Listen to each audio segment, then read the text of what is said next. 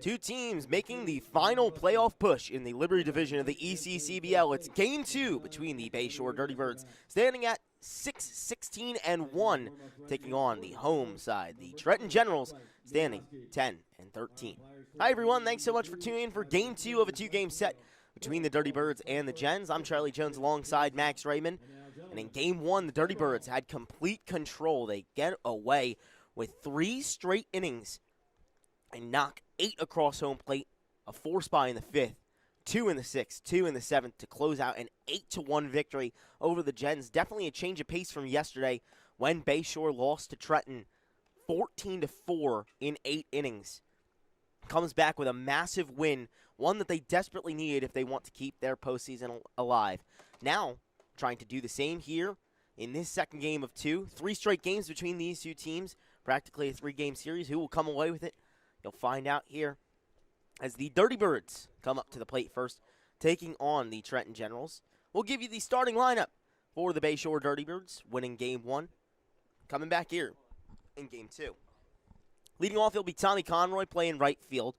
Brandon Drago out in center, batting second, Shanil Maldonado playing second base, the tall reliever who ended up closing things out for the Dirty Birds, will bat third.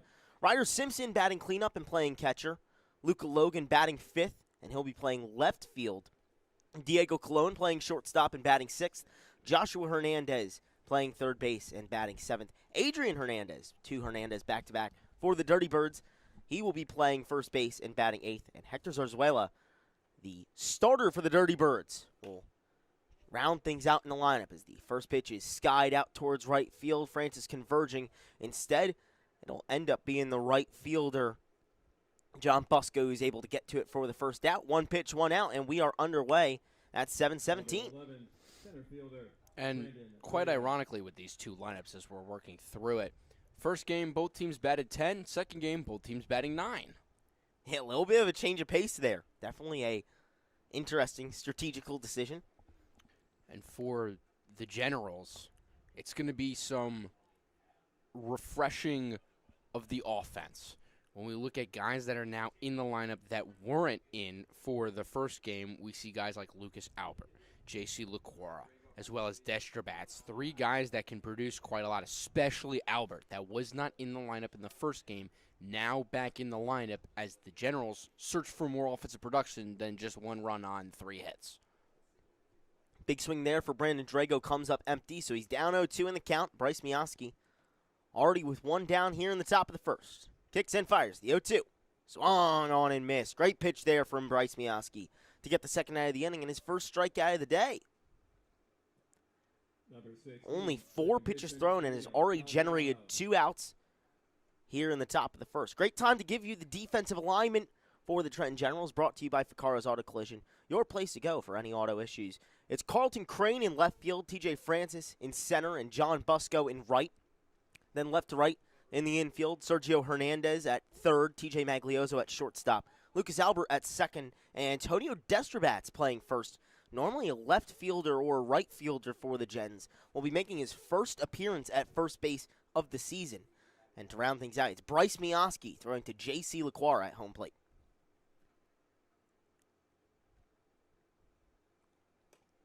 0-1 delivery upstairs to Shanil Maldonado. Batting third was the man who ended up closing things out on the mound for the Dirty Birds. Got a couple of strikeouts in the 8-1 victory in Game 1 between Bayshore and Trenton. 1-1. Fouled off.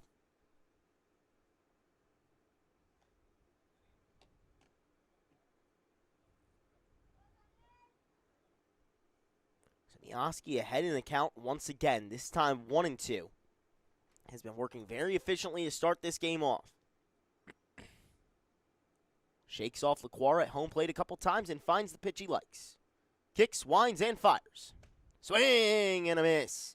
Bryce Mioski back-to-back Ks to end the top of the first, working well to give his Gens a chance to go and hit in the bottom of the first. When we return, still scoreless here from Moody Park.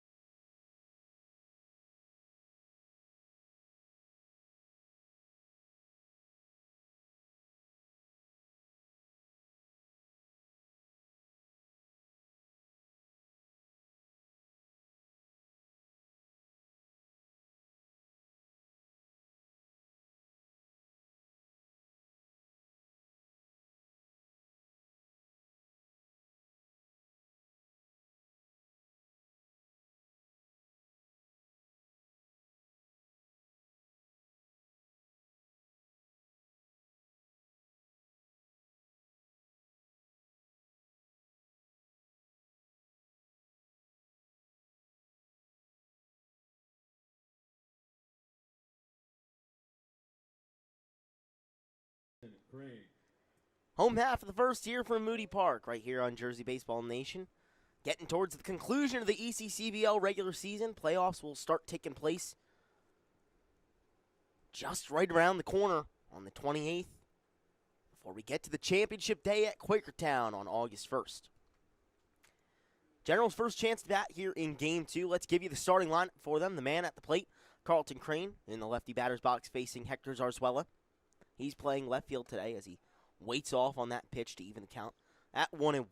TJ Francis playing center and batting second. Lucas Albert back into the lineup for the Gens, playing second and batting third, one of the most effective hitters in all of the ECCBL. Sergio Hernandez batting fourth in the cleanup spot and playing third base as that one is whacked into play past the first baseman out towards right field, and a leadoff single sees the Gens start to try and find some offensive momentum, which they could not do in Game 1. Lucas Melton, the DH, batting fifth. TJ Maglioso playing short and batting sixth. JC LaQuara, the catcher, batting seventh.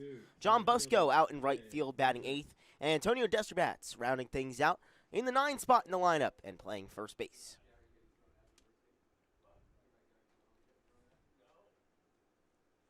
So as aforementioned, Crane aboard with a leadoff single, and he'll make way for TJ Francis as he fouls the first pitch off. Francis, a Sacred Heart commit, will be a pioneer come the fall. Roll Pios, as they say, down in Fairfield. Product of the Hun School, one of the best prep players in the state. 0-1, skied once again. This one will also leave play, so Hector Zarzuela ahead 0-2 in the count. The Game 2 starter for the Dirty Birds. In Game 1, they only had to throw 2 pitchers. It was Peter Nolan going 5 innings of work, and then Chenille Maldonado closing things out with a strong 2 innings. Pickoff attempt, narrowly not in time, almost got him there, but just couldn't quite get over in time.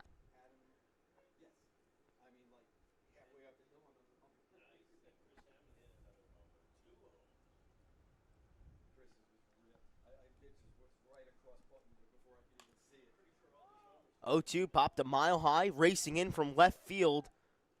It ends up being the shortstop able to get to it. Wow, that one had 3 guys converge. For the Dirty Birds, it ended up being Diego Colon, the one to make the outstretched catch. Had to throw the arm up and almost catch it over the shoulder, a weird angle, but he's still able to make the play for the first out. Crane stays put at first. And he makes way for Lucas Albert, one of the best hitters in the ECCBL this season, getting a chance to go out there and make waves once again. Yesterday, had 1 hit and 3 walks in 5 plate appearances, as well as 4 stolen bases as he grounds that one over towards first base. That one will get through. Crane on his horse around second, and he will easily be into third. It's runners on the corners for the Gens, and Lucas Albert keeps on doing Lucas Albert things. Had those 3 walks yesterday and the RBI single, as well as 4 stolen bases to earn the Jersey Baseball Nation single-season stolen base record. That being between the family of the South Jersey Kings, Mercer Mammoths, Trenton Capitals, and Trenton Generals. Now up to 27 stolen bases on the season, breaking Will Burkaw's record of 25 2 years ago. And you can see Albert on the move already. That one thrown over to second in time. It's a hard job to try and get Lucas Albert caught stealing, but they do catch him there. Albert gunned down at second base on a great throw from Ryder Simpson to get the second out of the inning. What an incredible play. As now that is runners caught stealing in each of both games today. Hernandez, who's now playing third, caught a guy stealing, and then Simpson now has caught someone stealing. So got to be careful running on the arms of these Dirty Birds. Pretty rare to catch Lucas Albert stealing as well. Coming into today, he was 27 of 30 on his stolen base attempts. Good for a 90% mark. He's a atop the best in the ECCBL, as that one is lined out towards right. That one will get down, and the Gens will get on the board first. It's an RBI single to lead things off. 1-0 Generals coming off the bat of Sergio Hernandez. Number 44, the DH, Lucas Melton. Hernandez was 4 for 5 yesterday. Couldn't keep that up in game 1 of this 2-game set today, but got right back to his hitting ways from yesterday with that RBI single. Went the opposite way with it as well, and gets the Gens on the board. So now with 2 outs, a position that they love with base runners, as that one is grounded almost towards the gap, but not able to sneak through. Maldonado able to scoop it up and fire over to first in time. Situational hitting being a boon once again for the Gens, as they're able to knock one across home plate on 3 hits. It's Trenton 1, Bayshore 0 when we return.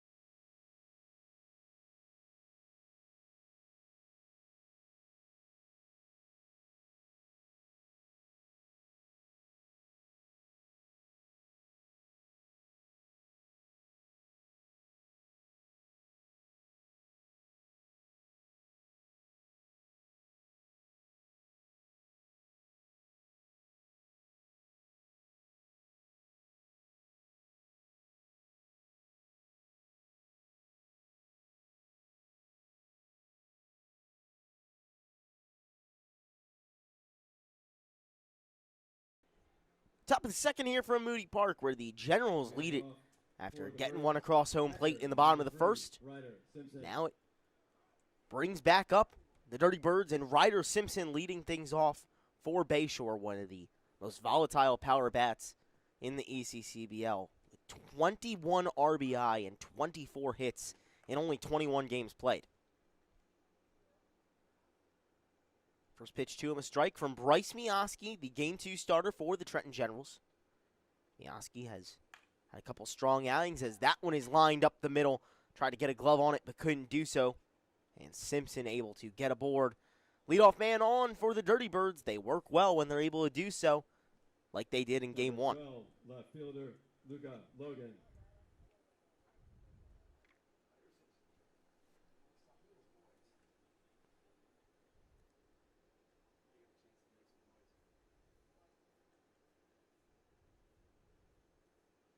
So with Simpson aboard, he'll bring Luca Logan up to the plate, and he swings at the first pitch, and he puts it into play. That one will find a gap in the left side of the infield. It moves Simpson to second base. Back-to-back hits on back-to-back pitches, and base runners with no outs. That's been the crucial thing for the Dirty Birds, being able to get that 8-run margin, or excuse me, 8-run mark in Game 1. A lot of it came when they were able to put at least 1 or 2 base runners on with no outs. So Simpson aboard, then Logan aboard, both of them on singles. It'll bring up Diego Colon stepping into the righty batter's box to face the righty Bryce Mioski. 6th in the lineup, 6 on the scorecard, playing shortstop as the first pitch to him, a ball.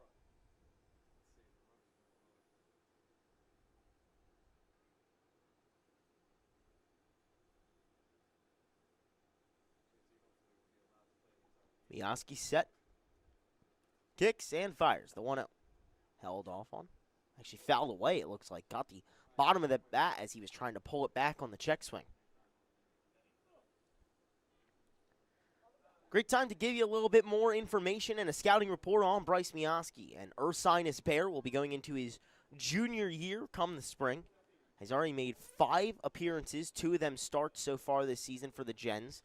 Has thrown 11 1/3 innings, faced 47 batters, only given up 5 hits, 4 runs as that wild pitch sneaks away. Miyaski pounding the glove, unhappy with that as it puts 2 runners into scoring position. Simpson goes from second to third, and Logan goes from first to second. So now it's second and third with no outs and a 1-0 ball game where the Gens lead it. Miyaski has only allowed 3 earned runs all year and 6 walks to 8 strikeouts. Good for a 2.38 ERA. Taking on his 3rd start of the season. Already with 2 wins as that one runs way inside on Cologne. Almost taps him on the chest, but he wisely gets out of the way at the last moment. So the count now 3-1. The Dirty Birds have really just been kind of battling. All day today, they've just been staying in it. And once again, the Generals have taken the lead, and the Dirty Birds have an opportunity to answer immediately right back. 3-1 for Miyaski. Inside once again. So Cologne will take his free 90 and jog his way to first base. It's bases loaded with no outs. It's the second time today that the Dirty Birds have had the bases loaded with no outs. They had it once in Game 1 and were able to capitalize with it, bringing home 5 runs because of that situation. Now with another time to do it, trying to get themselves in front for the first time here in Game 2 in the top of the second. For a Bayshore team that is among the worst in the league when it comes to the offensive statistics. They're 8th in hits, 8th in runs, last in walks.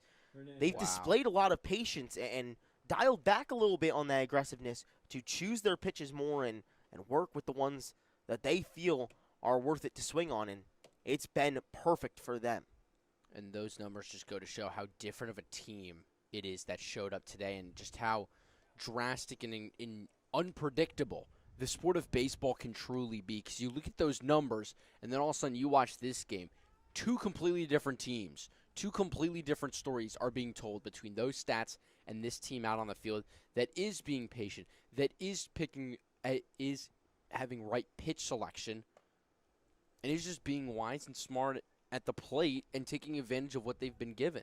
They've limited the amount of errors that they have committed compared to what we have seen them do fielding-wise out there, and they've had good pitching. Now, can all of that continue? It remains to be seen. But so far, from what I'm seeing, it looks like this Bayshore Dirty Birds team might be turning a new page down the stretch and just barely might be able to put on some sort of a push, although they've got to get real lucky with, things going their way around them within the division. Yeah, perhaps that 14-4 loss in 8 innings, a wake-up call for them yesterday. Coming into today, they sat at the bottom of the Liberty Division. Regardless of the results today, they will remain at the bottom of the Liberty Division, but are trying to close in on that gap between them and the Generals in the 4th playoff spot.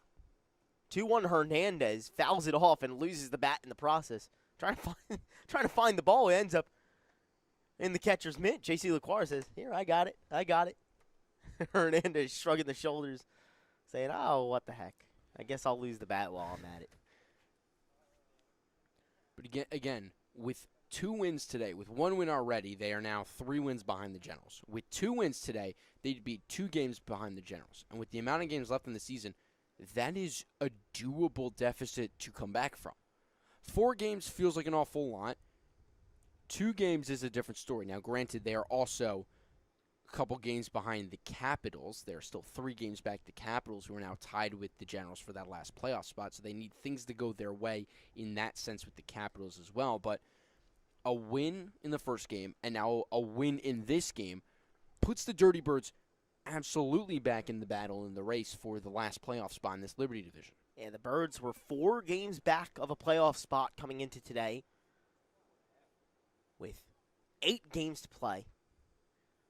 Got that win in game one, looking for another one here in a prime position to do so. 2-2, runs outside on Josh Hernandez. So the count now full with nowhere to put him.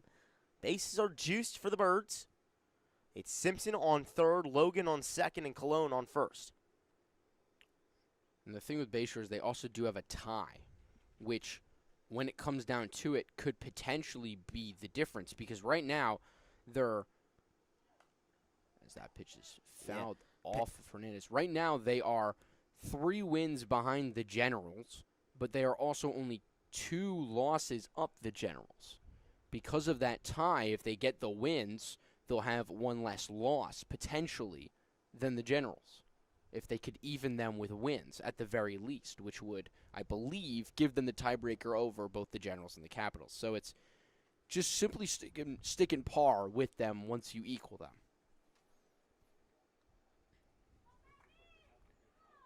Miaski loading back up for yet another full count pitch. Bases are juiced. Josh Hernandez at the plate. No outs, 1-0, Gens leading. The payoff. Popped up in the infield. Maglioso trailing towards it, calling everyone off, and he will get under it just behind second base. Everyone has to stay put as a result. A very effective out for the Gens there. And Hernandez was really displeased with his at-bat there, and with the outcome of his at-bat there. Throwing the bat and displeasure after the contact and letting out a little bit of a scream.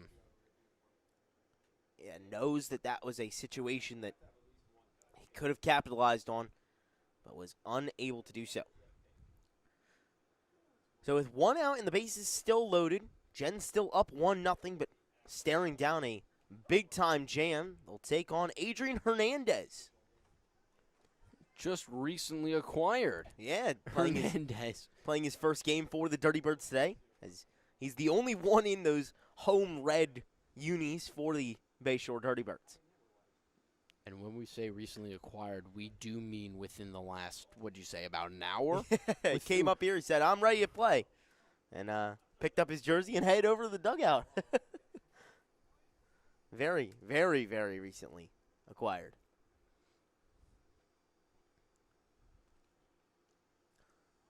One with 1 out and the bases loaded. Hernandez fouls that one off. A little bit more on Adrian Hernandez. Plays at Felician University. A native of Trenton, New Jersey, taking on Trenton today. Second day in a row where the Dirty Birds have had a fill-in. Yesterday it was Landon Hallett. Today it's Adrian Hernandez. Down in a 1-2 count right here. Miaski the delivery. Just downstairs. Couldn't get that one to quite catch the bottom half of the zone. I believe he has transferred to Caldwell University as well, which is right around the corner from me. I know Caldwell University.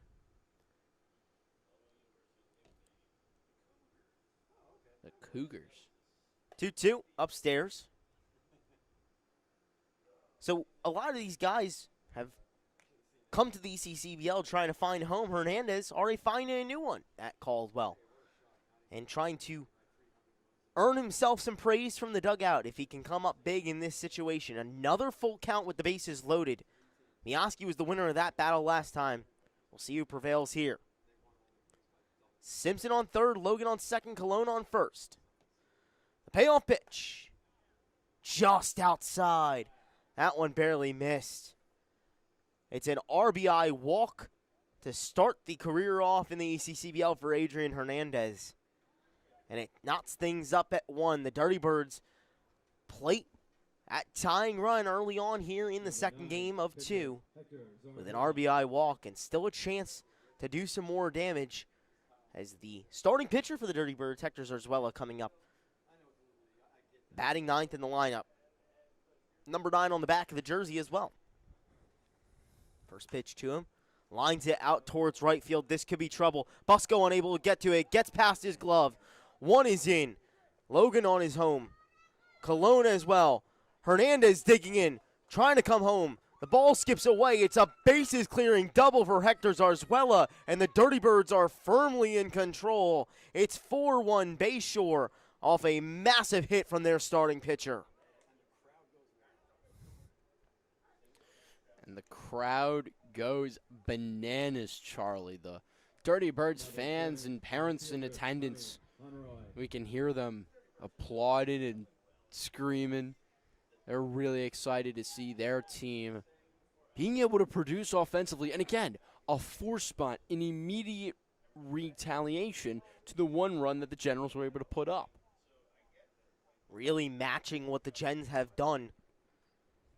Trenton got on the board, Bayshore struck back. Same thing, same story here in game 2.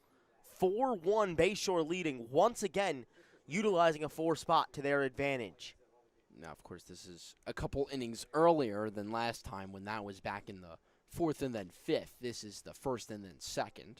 So for the Generals, a lot more time to then be able to bounce back. But, of course, got to find ways to produce. Now, granted, still only the 2nd inning. They've had 1 inning. They put up a run on 3 hits, which is equaling the offensive production of all of game 1. But they've got to find a way to now prevail and continue to attack offensively. And for the Dirty Birds, jumping on the Gens early is crucial. This is a team that when they go to their relief pitchers can shut the door big time. 3-0 in their first strike. Tommy Conroy coming up for his 2nd plate appearance of the day as the Dirty Birds have gotten through the first time through the order. 3-1 for Miaski in their first strike once again. Zarzuela still on 2nd after that bases clearing double.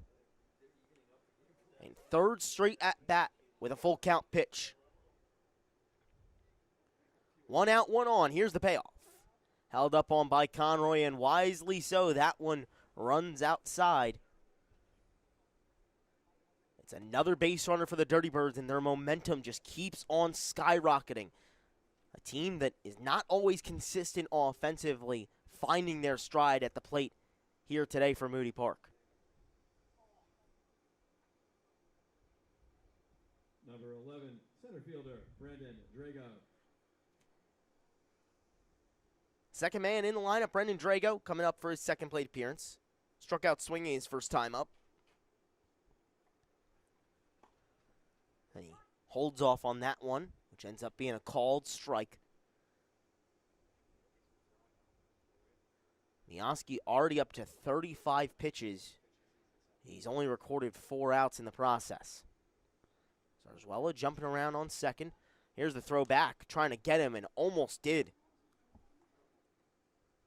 Decent pickoff attempt over at 2nd base, but unable to convert. Magliosa went over and talked to Miaski, possibly about that, to try and figure out a plan to get Zarzuela, as that one is popped up a mile high. Heading out towards left, Crane gets under it, calls off Francis, and able to collect that ball for the 2nd out. A routine fly out, retires Brendan Drago. Still runners on 1st and 2nd for the Dirty Birds, no one able to advance there. 4-1 Bayshore after a hitting barrage here in the 2nd inning. Culminating and capitalizing on Bryce Miaski's couple of walks that he's issued, as well as timely hitting, giving them that 3-run lead. First pitch to Chanel Maldonado. In there for strike. Throw over back. Oh no. Called the ball. Throw over to 2nd base, not in time, as well as scampers back to the bag.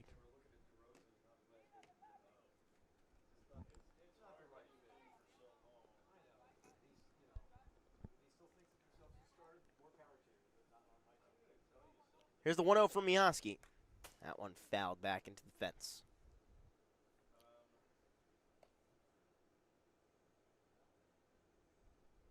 A little bit more on Chanel Maldonado, a really big guy. Familiar with opposing manager Brian Meskill, as he was his assistant coach at Mercer County Community College this past season. A strong pitcher hitter who can play both the outfield and be on the mound. Throw back over to 2nd. Skips away from Albert as he was covering the bag, but able to get over to it quickly, not allow anyone to advance. So the count now 2-1 with 2 outs and 2 on. 4-1 Bayshore. Kind of unexpected here coming into this game 6-16-1. These two teams split their first two games here in their third straight against each other. Bayshore out in front early on. 2-1 for Miyaski. Popped up. You can hear the grunt from Maldonado, not happy with it. Busco only a couple steps in to get that one for the third out, but not before Bayshore is able to strike for 4 on 3 hits here in the top of the second. We head to the home half. Generals trying to find some rhythm when we return.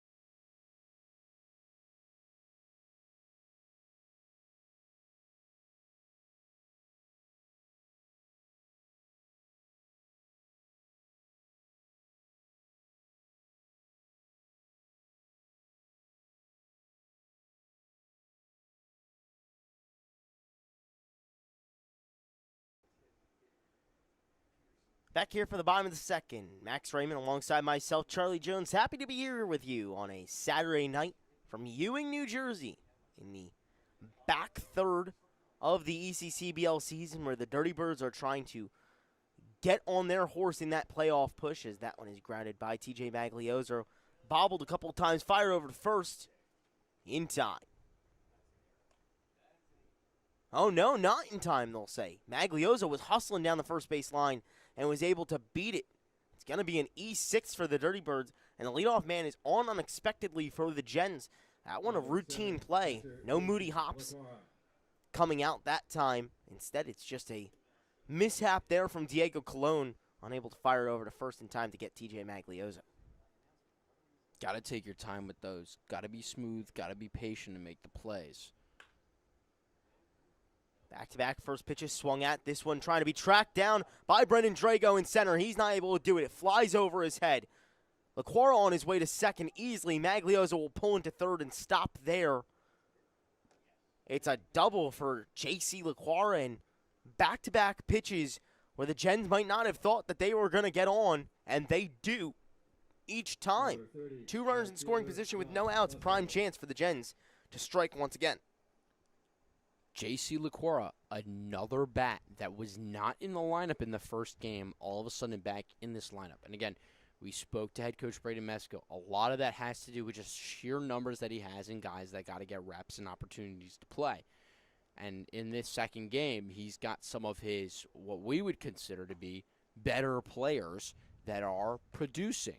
We saw Lucas Albert get some offense going. Now we've seen J.C. LaQuara, and the final guy in Destrabats up to bat on deck. So, and plenty of opportunity for him to potentially make an impact. Big swing there from John Busco, coming up empty. Here with the 0-1, that runs outside. Hector Zarzuela back out there on the mound for the Dirty Birds, dealing with a little bit of traffic for the first time in this appearance. Had a bases clearing double just a couple moments ago when he was at the plate. Now trying to compose himself on the mound and work through a jam. 1-1 from him.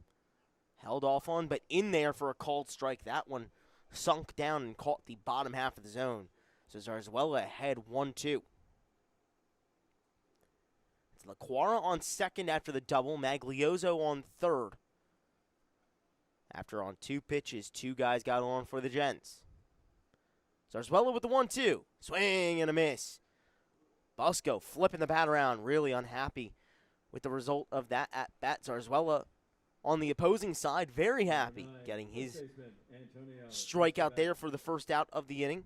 First strikeout of the day for Hector Zarzuela. Yeah, and for Busco, I mean, it's really just demoralizing because you don't just have one runner in scoring position. You've got 2. And with J.C. LaQuara, who can run the bases quite well, a single could have driven in 2 runs. And so to miss out completely on even just 1 RBI at the very least is really deflating.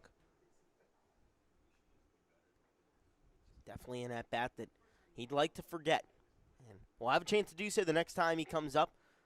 But way before he can do that, Antonio Destrabats will round things out for the first time through the order for the Gents. Still with 2 runners in scoring position. Here's the 0-1. Running just a tad inside. The count evens at Candlesticks.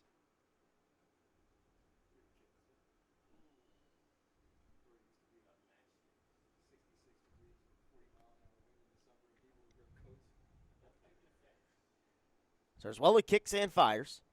That one lined down the first base side, but foul. Just a bit too early on it as it trailed out of play. Destrabad shook his head a couple times. Hoping that one would stick around fair, but had eyes for foul ground.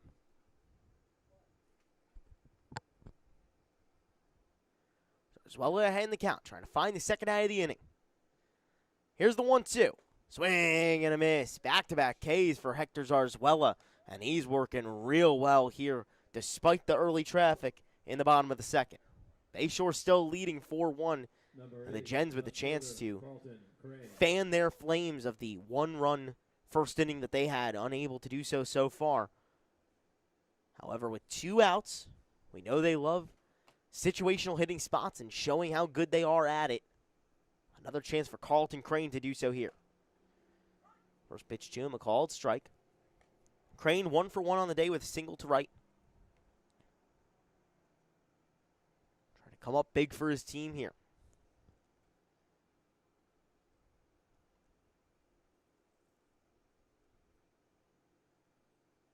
Oh, 1 from the righty Zarzuela. Popped the other way, but foul. Crane just a tad late, and it almost snuck into fair ground. Trailed the last little bit to end up out of play. Chance for Hector Zarzuela to get out of the inning unscathed and exit a massive traffic jam. 2 outs, 2 runners on, 4-1 Bayshore. Zarzuela with the 0-2. Runs way inside on Crane, almost taps him on the knee, but he gets out of the way at the last moment.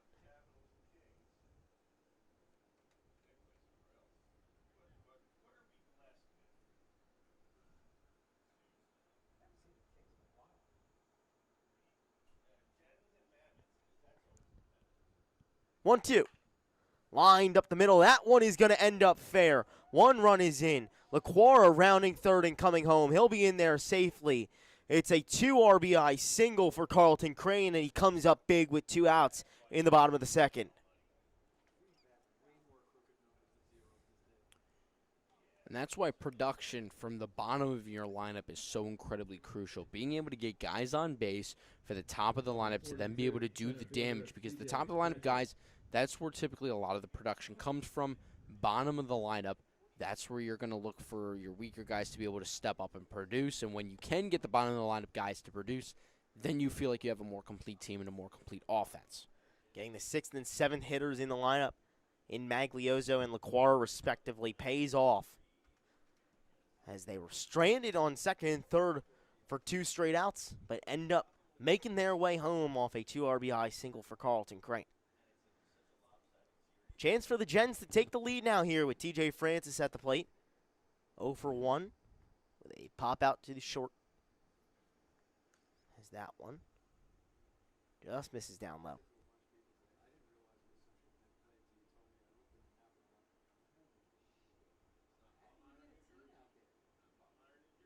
So Zoella checks on first and fires the 1-0 from the stretch, down low and outside.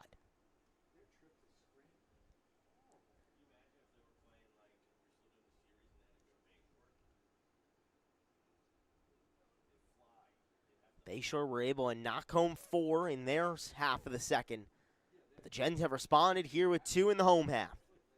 Already with 5 hits through 5 outs of work. 2-0 from Zarzuela.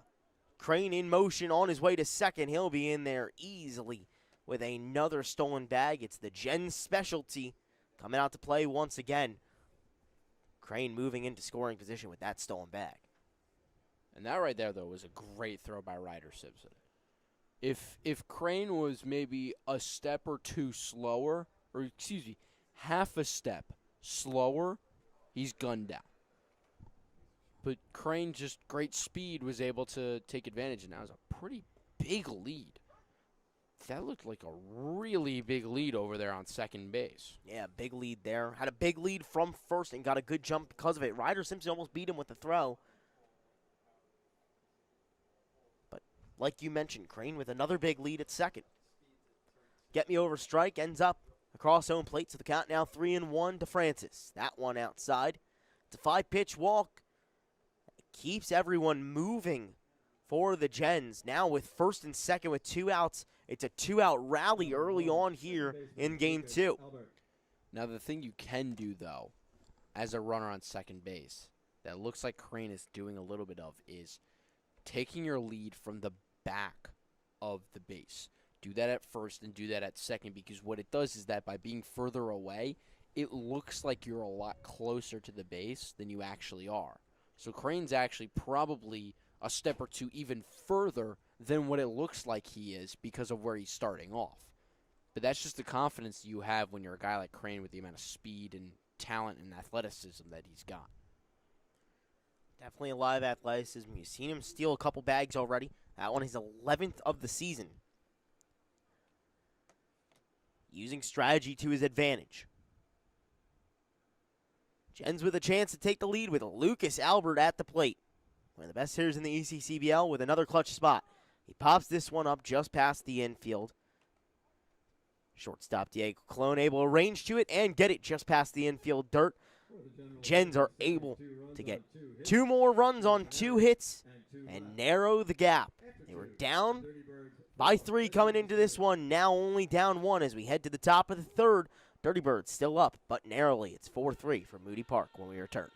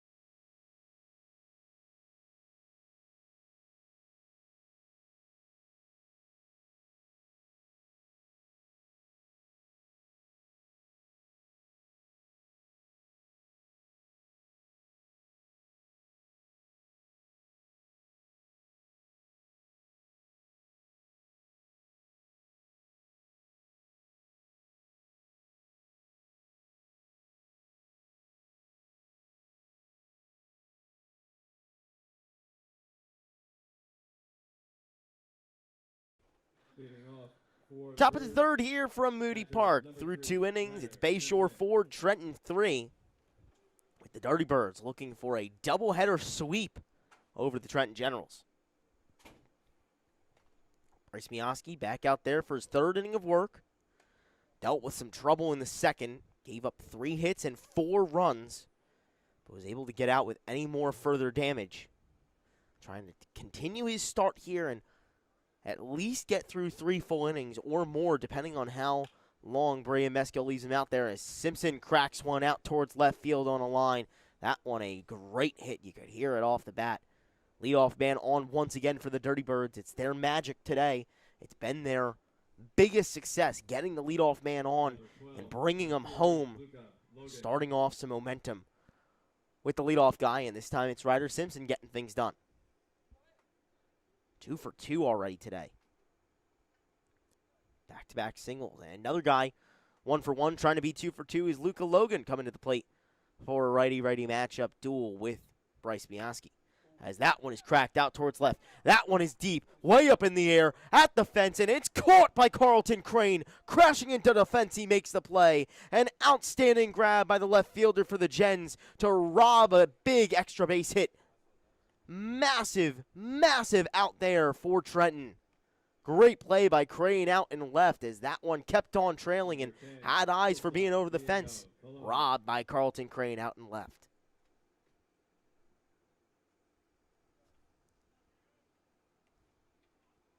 So a little bit of a deflator there for Bayshore as Simpson was on his way almost around second when Crane caught that. Had to scamper back to first base and was able to do so easily. 1 gone here in the top of the third after a big-time play in the outfield by Carlton Crane. Mioski now facing Diego Colon. Walked his first time up. Now tied up in the count, 1-1. Mioski up to 45 pitches through 2 1/3 inning of work. Really making them work. Really making them work. 1-1 finds the zone, so the count now 1-2 with Mioski ahead. But again, that's just Bayshore being patient and trying to find their pitch, which is what a lot of coaches preached about at the start of the season, the best way to execute offensively. You can't be too aggressive. You got to force the pitchers to throw strikes. 1-2 for Mioski. Big swing and a whiff there from Diego Colon. It's another K for Bryce Mioski. That one his 4th of the day. Third, excuse me. To retire Diego Colon and get the second out of the inning. Yeah, you're completely right about that, Max. Something that everyone has emphasized, especially Brayden Meskel over in the Generals dugout. You got to have your pitchers throw strikes if you want to win.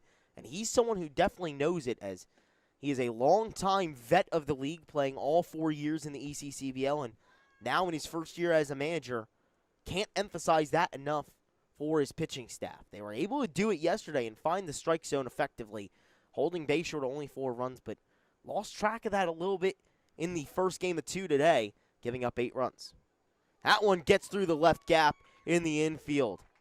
Simpson will pull up for second, and Josh Hernandez gets his first hit of the game. That one just snuck past Sergio Hernandez. It's a 2-out base runner, and now runners in first and second again for Bayshore.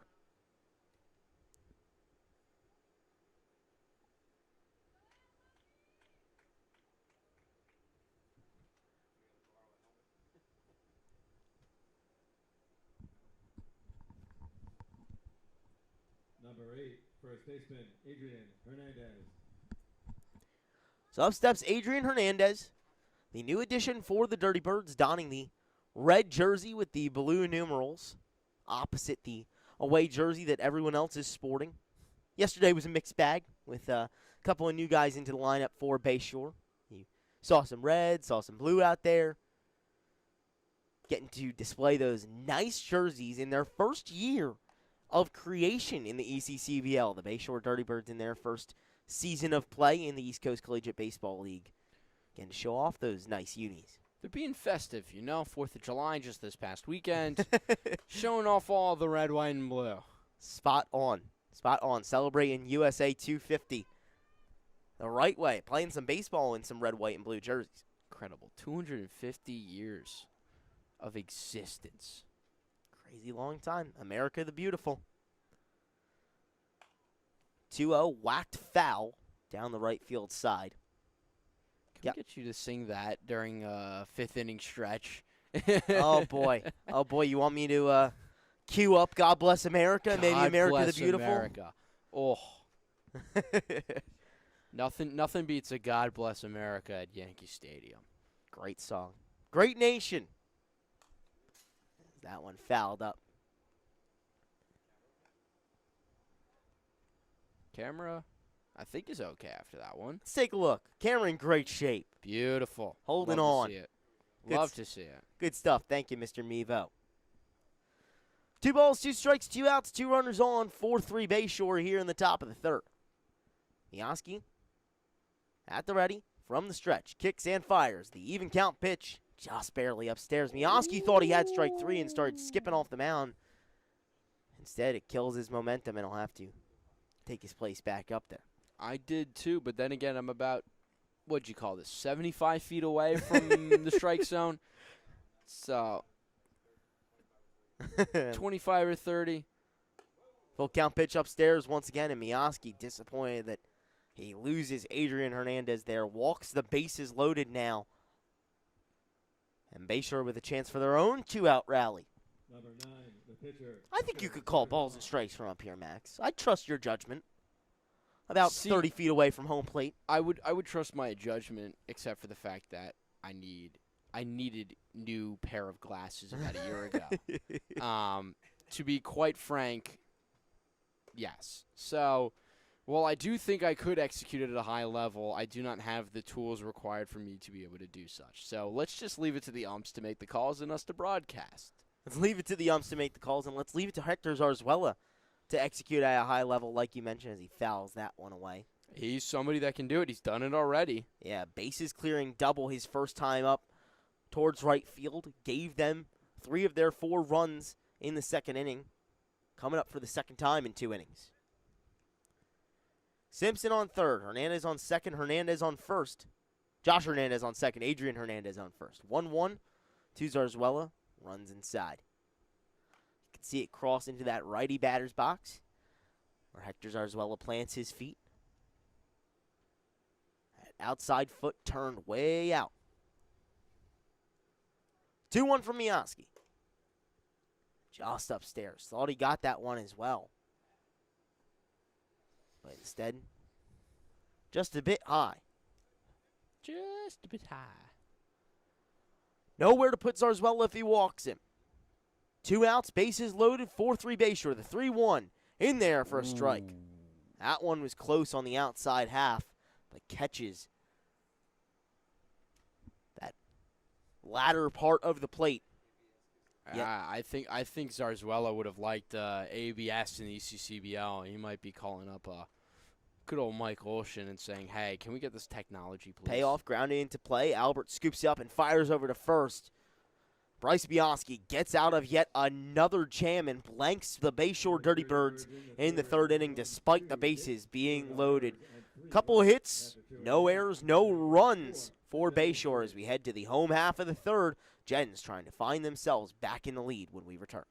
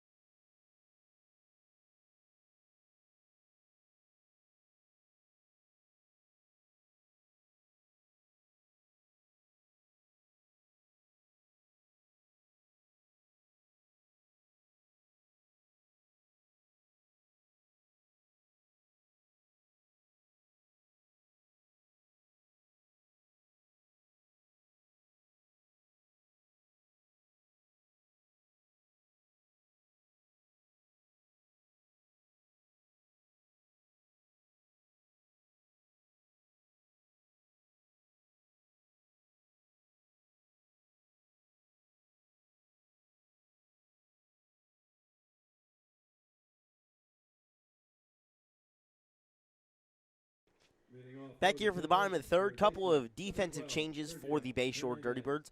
New outfield look out there with Angelo Sabino out in right and Tommy Conroy in center. Luca Logan will stay put in left field. Everything else staying the same in the infield with Hector Zarzuela coming back out here for his third inning of work. The first pitch that Sergio Hernandez sees fouled back into the fence. First three batters up for the Gens here in the home half of the third will be Sergio Hernandez, Lucas Melton, and TJ Magliozzo. 4, 5, and 6 in the order. Hernandez already getting on today with a single to right. As he pops this one up out towards left field. Logan, a couple of steps to his left to get under it, and he makes the play for the easy first out. Can of corn out there in the outfield to retire Sergio Hernandez. Number 44, the DH, Lucas Melton. So one down and a one-run deficit for the Gens here in the bottom of the third. As it brings up Lucas Melton. Takes the first pitch for a ball. Melton rumored to possibly come in here in Game 2 as a pitcher to make his first pitching appearance of the season. We've seen a couple position players do it so far. I don't think it's a rumor. I think it's just a potentiality more than anything, because it was the head coach and Brady Meskel that did inform us of such. So, just trying to spice things up. Meskel trying to leak insider information. Who knows? 1 out inside. Melton, so far today, 0 for 1 with a ground out to Chenille Maldonado over at second base. If Melton were to come in and pitch, it wouldn't be his first appearance of the season. Had one earlier this year. 2 1/3 innings pitched. Faced 15 batters, gave up 4 hits, and only 1 earned run. Got 3 strikeouts as well on 68 pitches. Lucas Melton known to be a pitcher at times. But right now at the plate, 2-1. Big swing straight through. Unable to come up with anything. So the count now even at 2.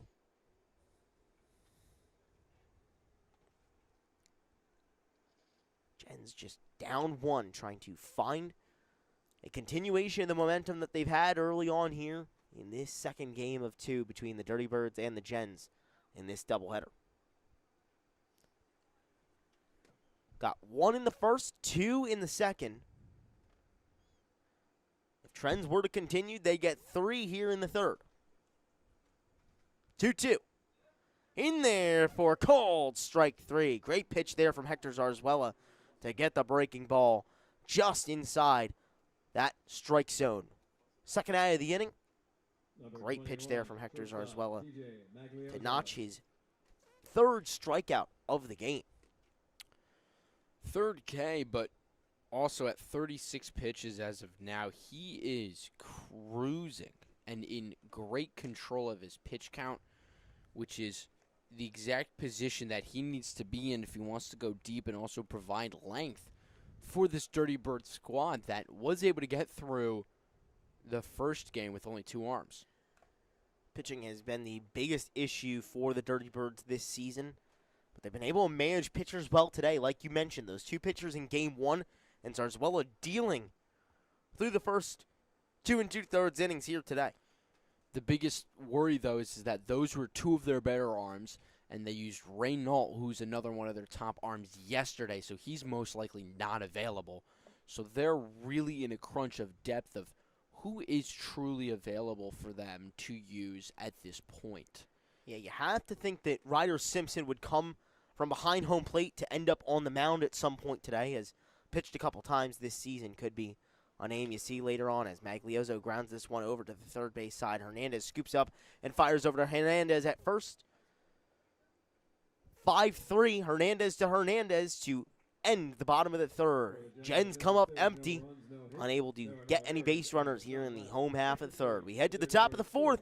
Dirty Birds still in front by 1 when we return on Jersey Baseball Nation.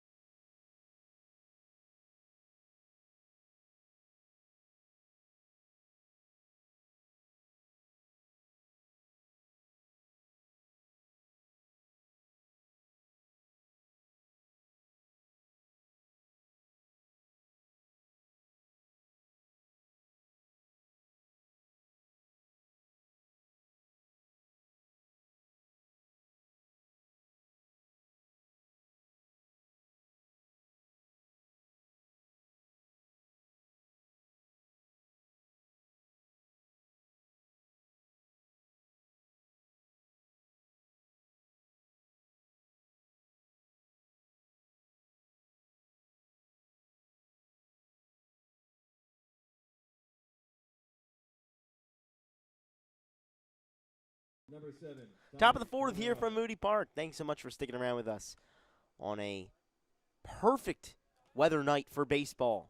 Saturday evening as Bryce Mioski back out there for his fourth inning of work.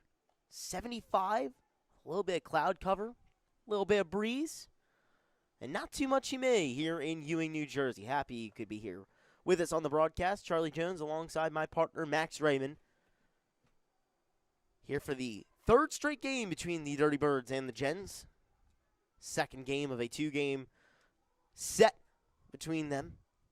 Dirty Birds up 4-3 at the current stage, with Mioski back out there after giving up that 4 spot in the second, rebounded well in the third. 1-1 just missing outside. So the count now 2-1. It's the top of the order for the Dirty Birds. It's Tommy Conroy, then Angelo Sabino, and Chenille Maldonado, as the 2-1 turns to 3-1 with a ball outside.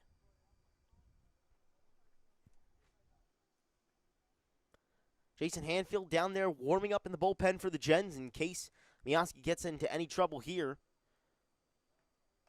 Or to then come in the fifth, most likely in relief of the starter Mioski. Big swing there from Conroy, coming up empty.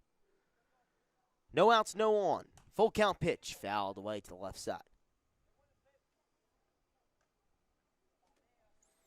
At this point for Mioski, it's all about execution.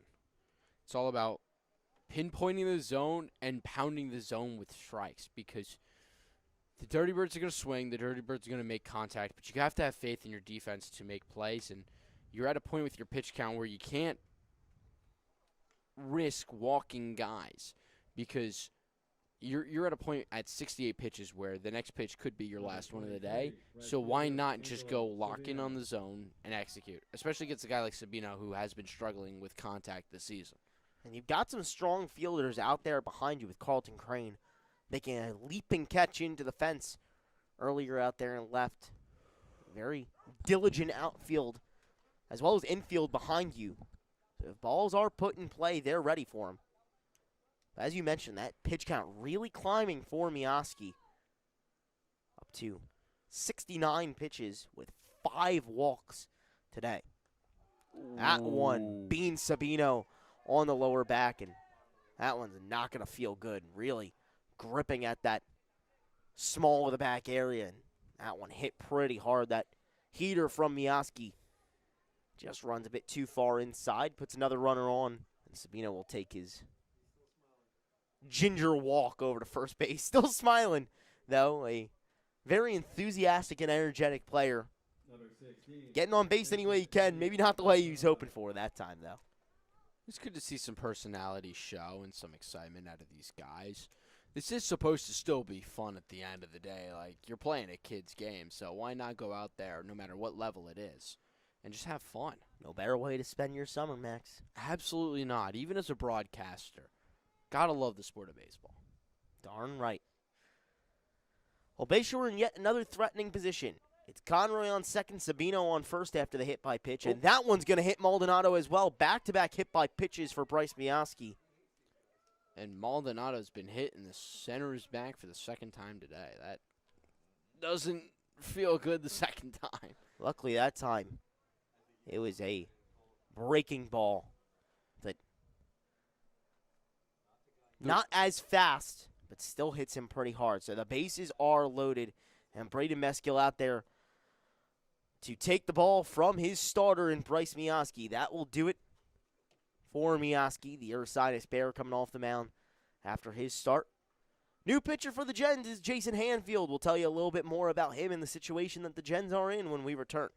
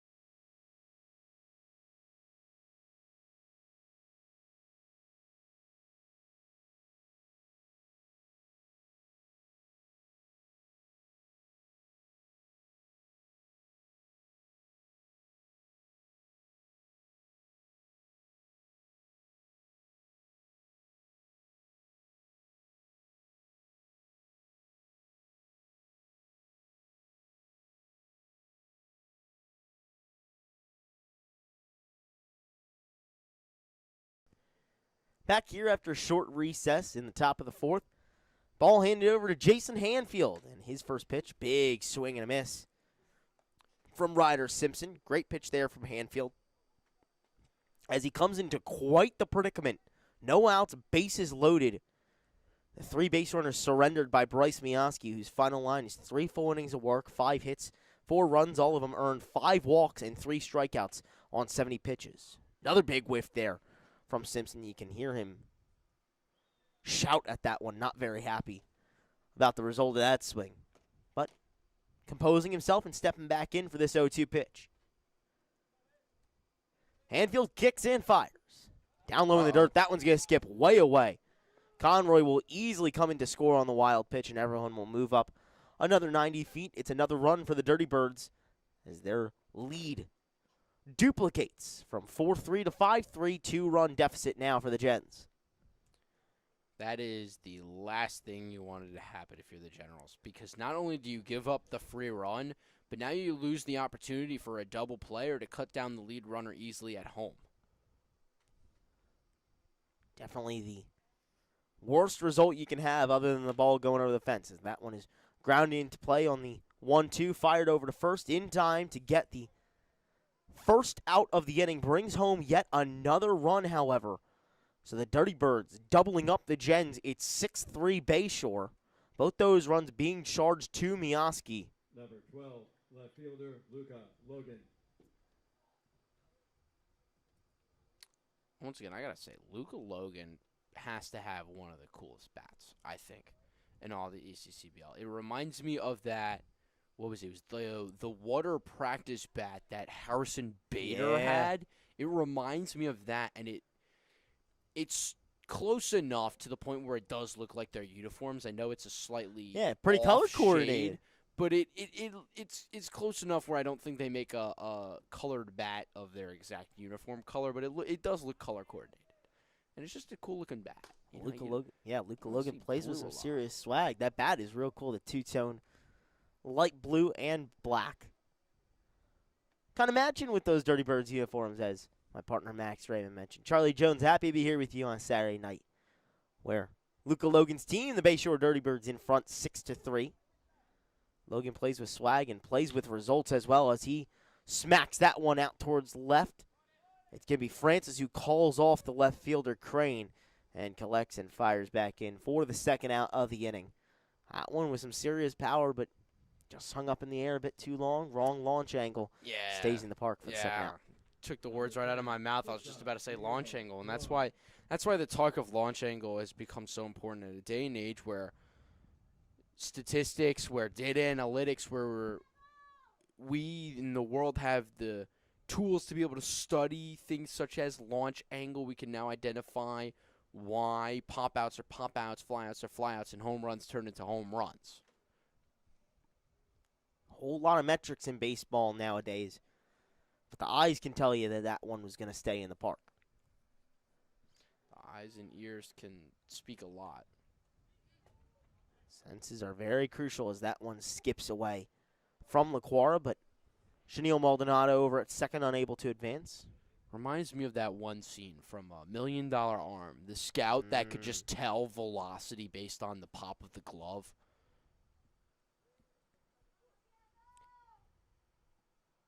Senses can tell a lot. When you're skilled enough and knowledgeable enough within the league, you can recognize what's happening without even really needing to see it. 2-0 from Hanfield. Comes inside and high on Diego Colon, who's 0 for 1 with a walk. Possibly going to get another walk here. Ahead in the count, 3-0. Hanfield will look to Maldonado on second, kicks and fires a 3-0 in there for a strike.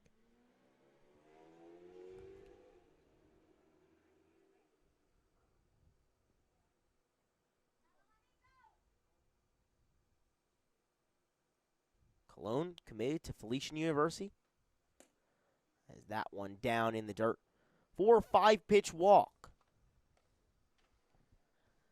So with 2 outs, runners on first and second for the Dirty Birds, still trying to tack on more to that lead. It was 4-3 coming into this inning before they were able to plate 2 more.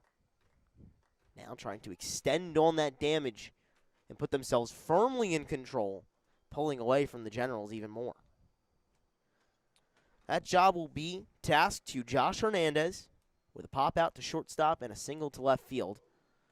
As that one skips away from LaQuara. Maldonado with a big stride over to third, and he's able to get in there sliding.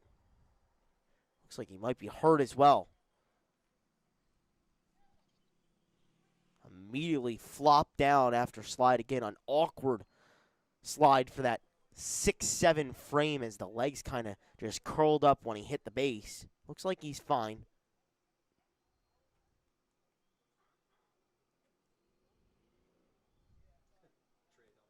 Him and Hernandez are going to swap helmets as the carousel of helmet usage goes around.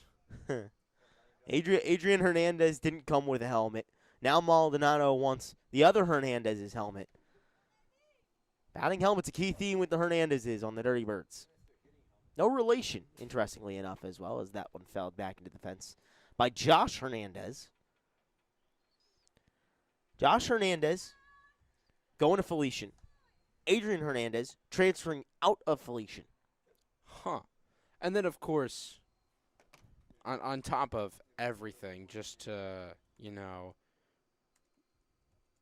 be a nuisance, there's Sergio Hernandez, who's playing third base, by the way, for the Generals. So not on the same team, but there are 3 Hernandezes in this game.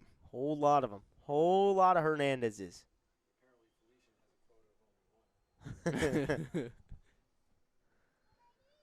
1-2 here to Josh Hernandez. Maldonado on third. As that one is lined out towards left field, it's going to get over the head of TJ Maglios at shortstop. Maldonado will easily score. It's an RBI single for Josh Hernandez, and the lead keeps on growing for Bayshore. A 3-spot here in the 4th to put them up 7-3 over the Trenton Generals.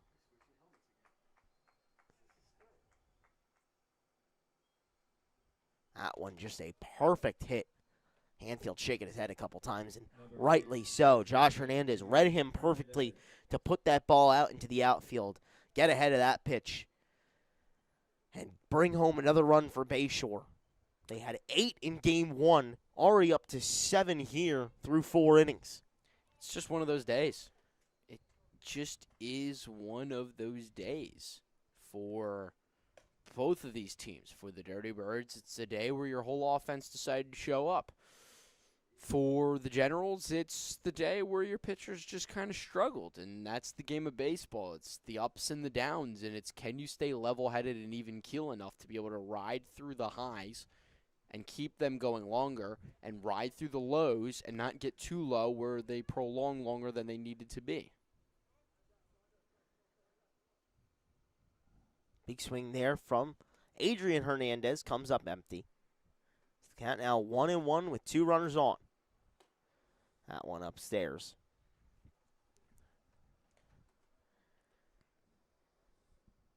With that RBI single, Bryce Mioski's line is officially closed. It's 3 full innings of work, 5 hits, 7 earned runs, 5 walks, and 3 strikeouts.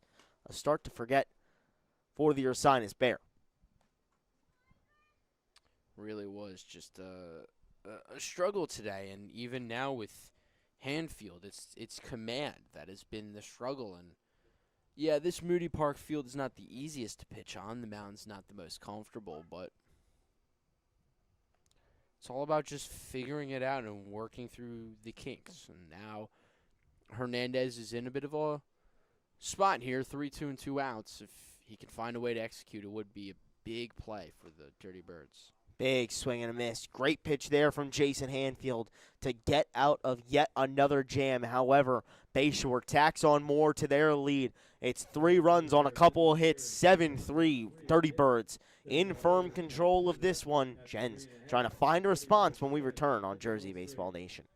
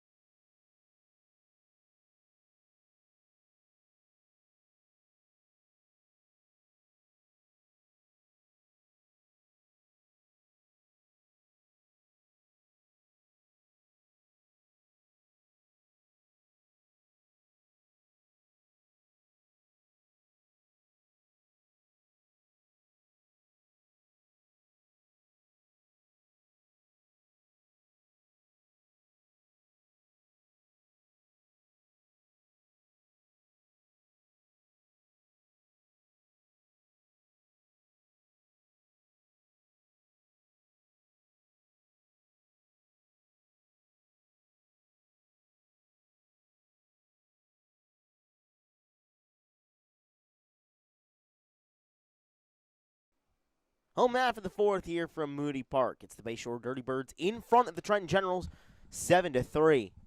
Couple of changes for Bayshore. J.C. LaQuarra starting things off for the Trenton Generals. Catcher, number 7, J.C. The main change for Bayshore is a one-on-one swap. Adrian Hernandez heading to right field, and Angelo Sabino now playing first as LaQuarra lines that one out towards left center. It's going to drop for a hit. Tommy Conroy was ranging and had a pretty long run to try and get to that one. It just dropped before him, a couple feet in front of him. For a leadoff single, both these teams have done a very strong job of getting the leadoff man on. Continuation of it here in the bottom of the fourth. It's just about, can you string together hits? Great, you got to hit here, you got to hit there, sure. But it's the stringing together that gets you the runs in. As well as the hits, just getting on base. Bayshore doing a better job of it, being a little bit more patient. This is a team who is last in walks in the ECCBL coming into this weekend. Now dialing back on the aggressiveness and finding a way to just ease off and wait for their pitch. And it's worked to their advantage as they find themselves up 4. Now it's a chance for the Gens to try and do so. Busco on the 0-1, fouls that off into the catcher's mitt. So the count now 0-2 with Hector Zarzuela back out there for the 4th inning. A long break in between the 3rd and the 4th. But nevertheless, ready to fire once again. After giving up the leadoff single here with the 0-2.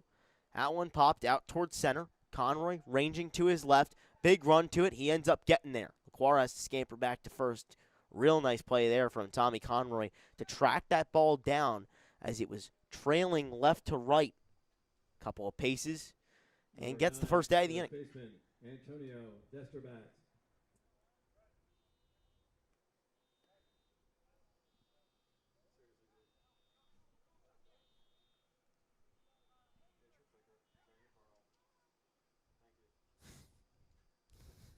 So after Busco was retired, it's the 9-hitter in the lineup.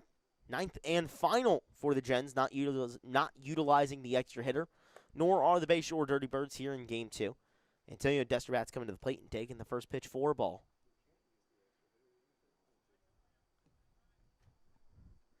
Desterbat struck out swinging his first time up, and will close out the second time through the order here.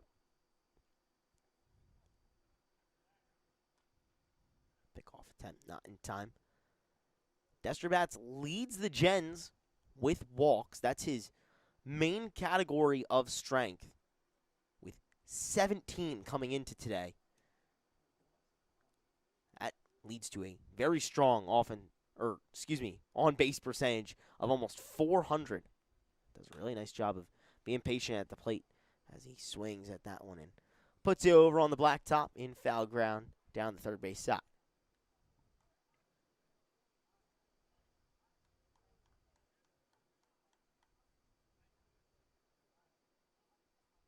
Desterbat's donning all white except for that yellow and black two-tone bat.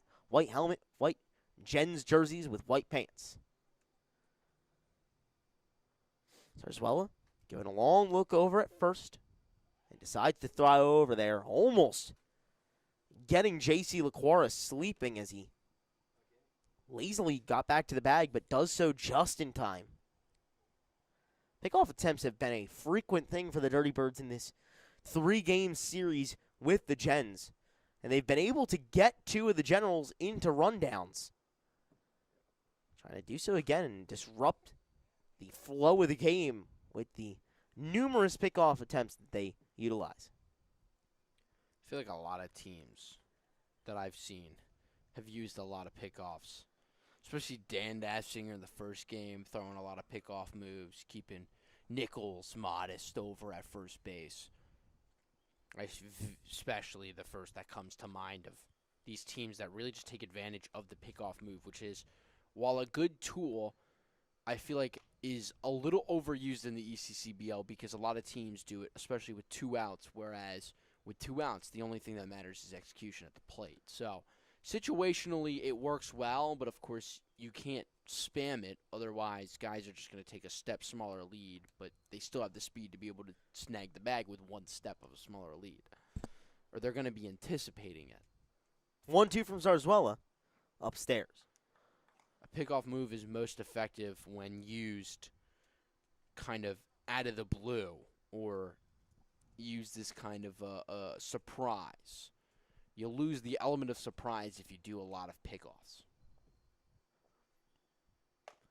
Count even at 2's held off on by Destrabats and outside.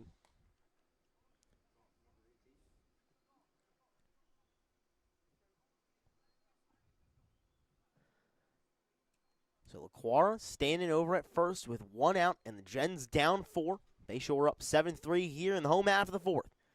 The payoff pitch just outside. Antonio Destrabats doing what Antonio Destrabats has done best this season, taking yet another walk, his 18th of the season, and getting on base. It doesn't matter how you do it, especially with how frequently the Gens are able to steal bases and turn that into, rather than just one total base, a couple more.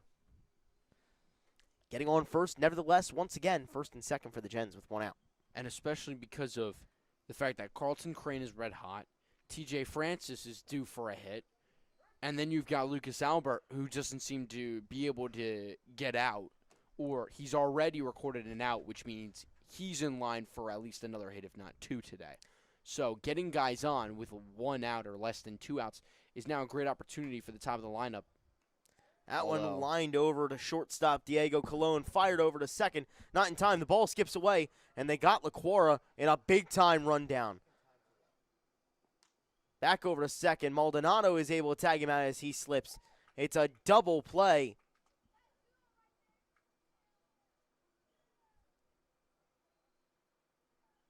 No, it is a double play. Yes, it is. The line out and the tag gets an easy 2 for the Dirty Birds to end the 4th. We head to the top of the 5th. Bayshore with another strong defensive inning, trying to tack on more to their lead when they come to the plate when we come back.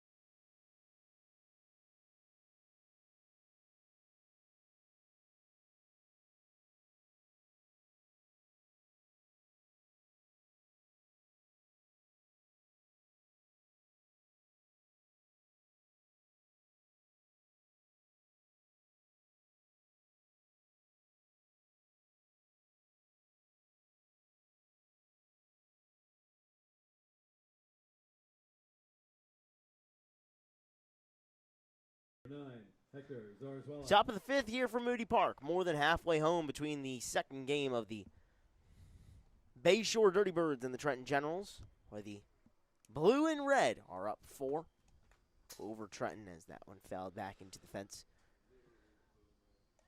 Dirty Birds have been scoring every other inning. 0 in the first, 4 in the first, 0 in the third, and then 3 in the fourth. Couple of real strong outputs in a couple innings to find themselves in front by 4. That one in there for a strike from Jason Hanfield, out there once again for his second inning of work. So, Charlie, what you're saying is that the listeners at home should take the time to go to the bathroom, use the facilities, because no runs are coming here, but runs are coming soon in the next inning. If trends continue, Max, I'm no weatherman, I'm no expert of the forecast, but I will predict that this rhythm of the game will hold, and no runs will be scored here. I'm a sucker for patterns like that. My birthday. You're supposed to say that it's going to not happen because they're going to stay here, score a run, so you got to stay and listen. Come on. But I'm a sucker for patterns myself. My birthday is 02, 04, 06. Every other number. So I'm a big fan of patterns myself, especially like that. Interesting. Big fan of patterns in 5s as well. Random little numbers rant. No better time for a numbers rant than a game so surrounded by numbers. And there's another number right there. First out of the inning recorded on a ground out. Fired over Antonio Destrabats over at first to get the first one. Jason Hanfield in his first inning of work came in with a lot of traffic. Gave up the 3 runners, or allowed the 3 runners that Bryce Mioski put on the base paths to come home. But aside from that, was incredibly strong. Full inning of work, 1 hit, 1 walk, 1 strikeout, and got through a bases-loaded, no-out jam without allowing any of his own base runners on 18 pitches. Here in his first time with no one on the base paths, already got 1 out, and now faces Tommy Conroy, top of the order for the Bayshore Dirty Birds, flipping through for the 3rd time. Flew out to right in his first at-bat, and then back-to-back walks. Big swing there. Trying to find his way on base by way of the hit rather than the free pass. Hanfield at the ready. Kicks and fires. 1-2. Grounded down the first base side. This one is going to stay fair as it keeps on bouncing and ends up an easy play for Antonio Destrabats. It looked like that one was possibly going to have a chance to end up foul, but no spin off the bat from Conroy. Sees him take the trot back to the dugout for the second out of the inning. When Antonio Destrabats, has made every out this inning so far. How about that? Yeah, pair of outs for him to start off the inning. Great start for him. This time a little bit more easier. All unassisted. 3U, 3U. That's how, if you're scoring it, that's how it goes. A little bit of deja vu for him there. That time he just looked down and found a gift, though, as it stayed fair and ended up rolling straight to the first base bag. That one popped up foul there. Off to the deep blue sky here in Ewing, as the time just a couple minutes away from 9 p.m. Happy you could stick around with us for some late-night baseball on Jersey Baseball Nation, the home of the ECCBL regular season, where we'll also carry the playoffs, the All-Star Game, the Home Run Derby, and eventually we'll crown a champion for the East Coast Collegiate Baseball League 2026 season. 12 teams, only one can win it. Make sure to tune in to that championship on August 1st. More details about our broadcast will come out closer to that time. 1-2 here from Hanfield. Ground into play. Over to Lucas Albert. Fired over to Antonio Destrabats. And all 3 outs made at first base. Busy inning of work there for Antonio Destrabats, but he's able to collect all 3. We head to the home half of the 5th. Gents trying to find some offensive output. Have been blanked in the last 2 half innings. Trying to change their fate when we return in the bottom of the 5th.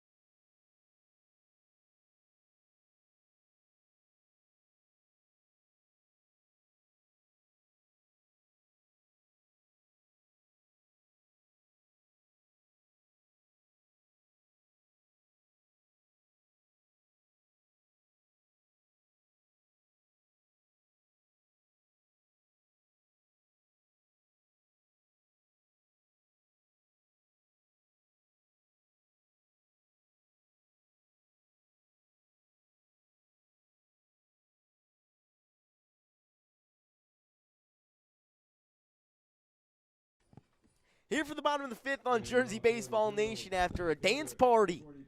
Bumping tunes and playing baseball on a late Saturday night. Happy you could join us for some ECCBL action between the Bayshore Dirty Birds and the Trenton Generals, where Bayshore in front 7-3 as they bring their starter, Hector Zarzuela, back out there for the fifth inning. Zarzuela has worked incredibly efficiently, has already recorded 12 outs, on only 48 pitches. Whole lot of length left in the leash for him, as he has been incredibly strong. 4 innings of work, 6 hits, 3 runs, only one of them earned, 2 walks to 3 strikeouts, and 34 strikes on his 48 pitches. That one not a strike, though, as it runs inside and almost catches TJ Francis.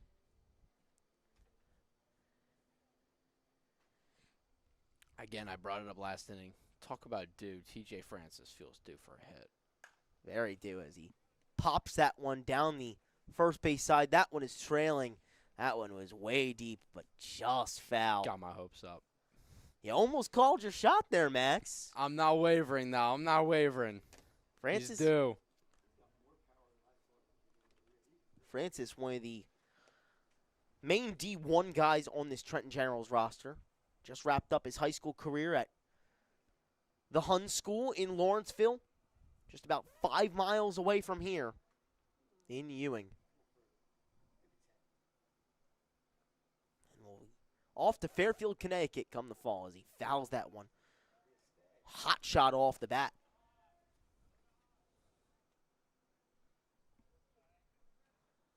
So back-to-back real strong foul balls for TJ Francis. Just trying to put him in play this time. Leg rock from Zarzuela in the 2-2. Ground into play down over to the third base side. Hernandez scoops up. Quick fire over to first, and it gets away. Francis slips as he was trying to make that an extra bag. But instead, we'll have to pull back into first after the error charged to the third baseman, Josh Hernandez. Leadoff man on once again for the Gens. 4th straight inning where they've been able to do that. Only been able to score in one of those innings so far, though, Max. Again, it's just about stringing together hits and execution and situational hitting. And it feels like, and I've spoken to some guys, and they've definitely said it, a lot of the guys on this Generals team just wants to go up there and hit the ball as hard as they can. And while that's great and all, it diminishes your ability to make contact and to be able to get hits. So Albert squared around for a bunt. Back pick not in time. Albert, an absolute threat to bunt. It was called a strike, but Albert has laid down numerous amounts of bunts. He is so good at bunting. It's actually, I think it's on the verge of criminal how good he is at bunting. He is stealing base hits or outs away and turning them into base hits from pitchers. Truly an art, and Lucas Albert is the Picasso of it. Francis still with a big lead after the back pick attempt. That foul ball almost takes out Braden Meskill. Turned into a flamingo hopping around on 1 foot over on the third base side. Heads up, coach. You can see the big smile on his face after that one. Same smile on Lucas Albert's face. Grinning ear to ear, almost taking out his headband.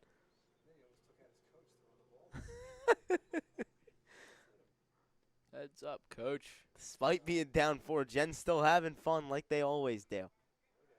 Francis on first, pickoff attempt 9 sign.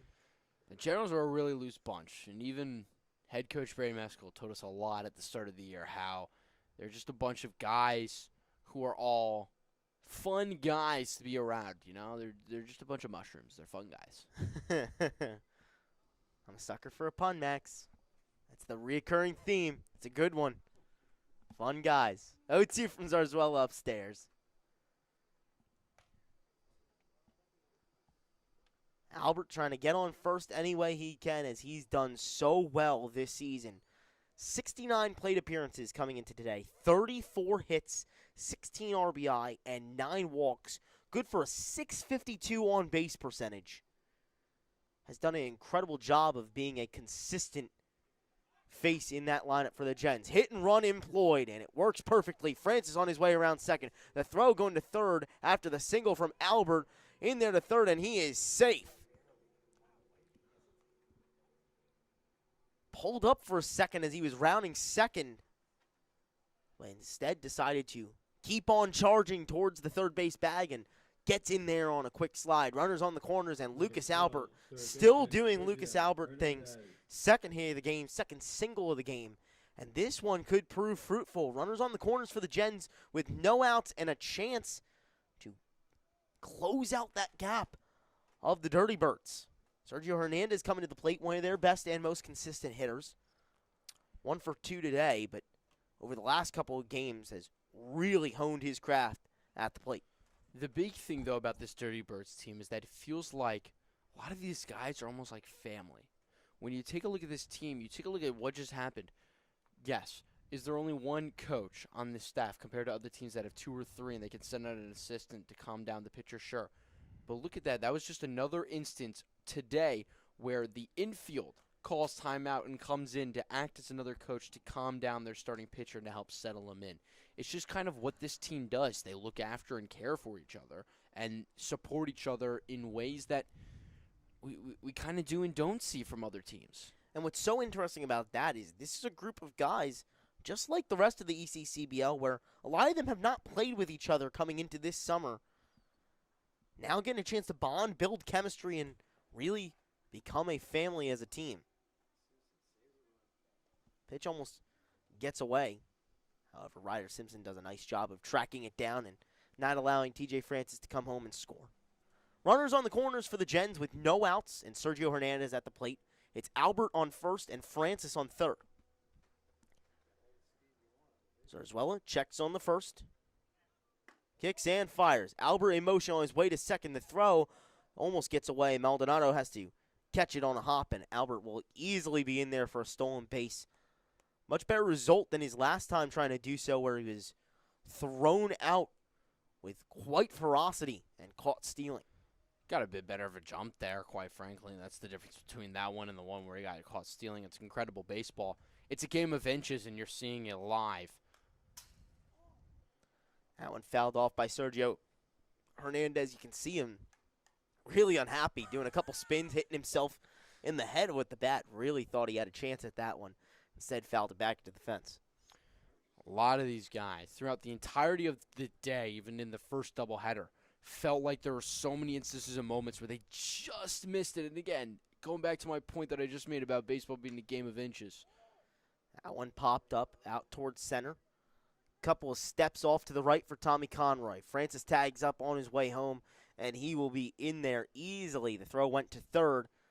It's an RBI sac fly for Sergio Hernandez, and a very effective out. Good trade there for the Trenton Generals. Just had to get one. You had to put yourself, if you're the Generals, in a position to be able to make this comeback. With 2 more innings following this one, a total of 8 outs, to play with, you've got to be able to simply execute. Now it's a 3-run game versus a 4-run game. Feels a lot more manageable, especially with still an inning and a runner scoring position, so it really feels like 3 innings to get 3 runs. Whole lot of time to work with and a whole lot of opportunity as Lucas Melton grounds the first one. The first pitch he sees into play. It's a RBI single for Lucas Melton as Albert held up for a second to make sure the ball didn't hit him and sailed his way around third into home safely. It's 7-5 Bayshore, and the lead cut in half by the Gens. Well, actually, what Albert was doing was he was trying to employ a little cheeky move and screen the defender and try to make it difficult for the defender to get a read on where the ball was. However, unbeknownst to Albert, the defender wasn't in position to be able to field that ground ball either way. No harm, no foul, but Albert was trying to be clever, like somebody in the Major Leagues, Freddie Freeman, has done before, and screen the defender in order to make it difficult to field that ground ball. It's almost a similar thing you could do like with the show bunt take on a steal to try to make it hard for the catcher to make a play down to second or third. All the same result, and it's a good one for the Gens and Lucas Albert. As Trenton, now only down 7-5, came into the inning down 4. They've cut that deficit in half, and now a chance with the tying run at the plate, represented by TJ Maglioso. 0 for 2 so far today. Melton in motion on his way, a second throw down, not in time. Just a bit high for Chanel Maldonado, unable to get the tag down. Another stolen base for the Gens. It's what they love to do most. Get runners on and get them through the base paths. Well, part of it also has to do with Hector Zerzul on the mound and getting to home plate quicker. He's got this really long, high leg kick, and while you don't want to necessarily mess up your timing because it could screw up your command, but you also need to get to home plate quicker to give your catcher a better chance to throw a guy out. So Zarzuela pitched in the game yesterday between these two teams. Gens were able to steal 2 bags off him then. 2-2, barely outside. Great patience there from TJ Maglioso. That's a veteran take. So the count now runs full with 1 out and 1 on. It's Melton over at second base. 7-5 Bayshore. Payoff pitch from Zarzuela. Upstairs. Great job from TJ Maglioso to get on base for the first time this game with a walk. He was down 1-2 in the count and took 3 straight balls to get aboard. Bottom of the lineup producing once again for the Gens, as it'll make way for J.C. LaQuara and perhaps a break in play as Aaron McHugh, the head man for the Dirty Birds, out there to talk things over. No one warming up in the pen. However, there are a couple of position players in play who are two-way. A couple of them pitchers. Ryder Simpson, one of them. Josh Hernandez, another. Both these guys, candidates to possibly come in. Chanel Maldonado as well. However, he threw 30-plus pitches in Game 1, so most likely will not come in here in Game 2. Well, he still could. The, I'll coin it, Giovanni Hallahan rule, or rule change, as initially was a rule where you could only pitch in 1 of 2 games, but Hallahan complained to Ocean and had that changed so that you could pitch in both, as he felt he had been robbed of a save opportunity. So the Giovanni Hallahan rule change.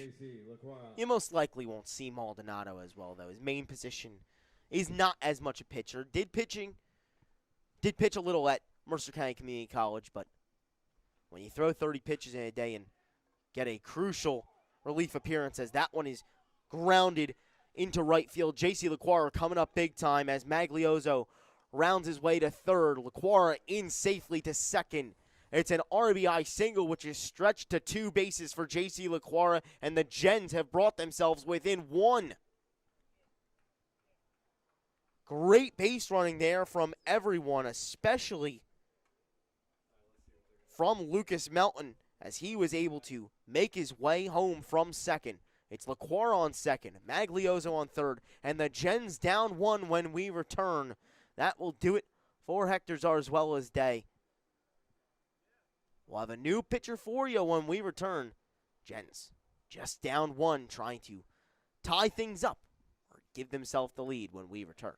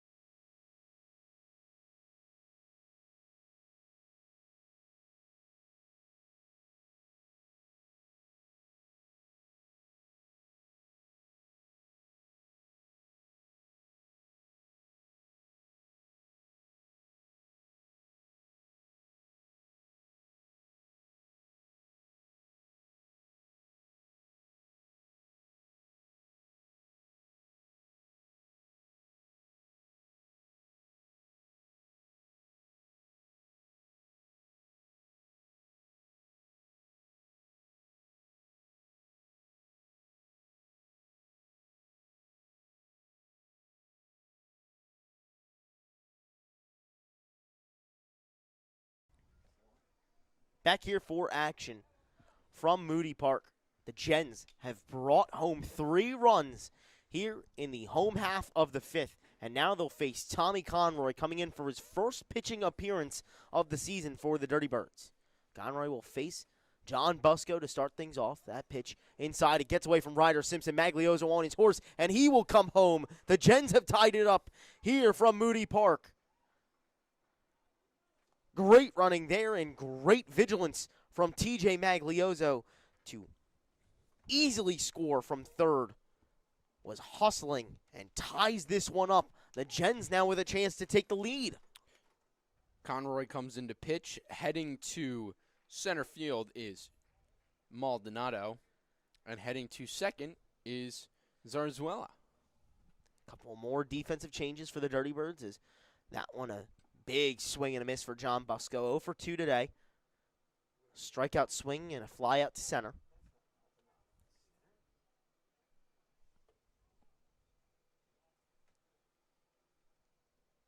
Conroy at the ready. The 1-2. Fouled off into the fence.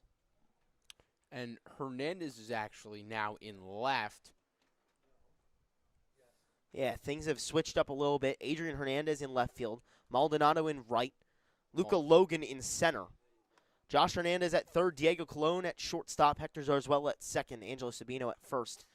And Tommy Conroy now pitching to Ryder Simpson. 1-2 fouled off, so we'll rewind and redo it again.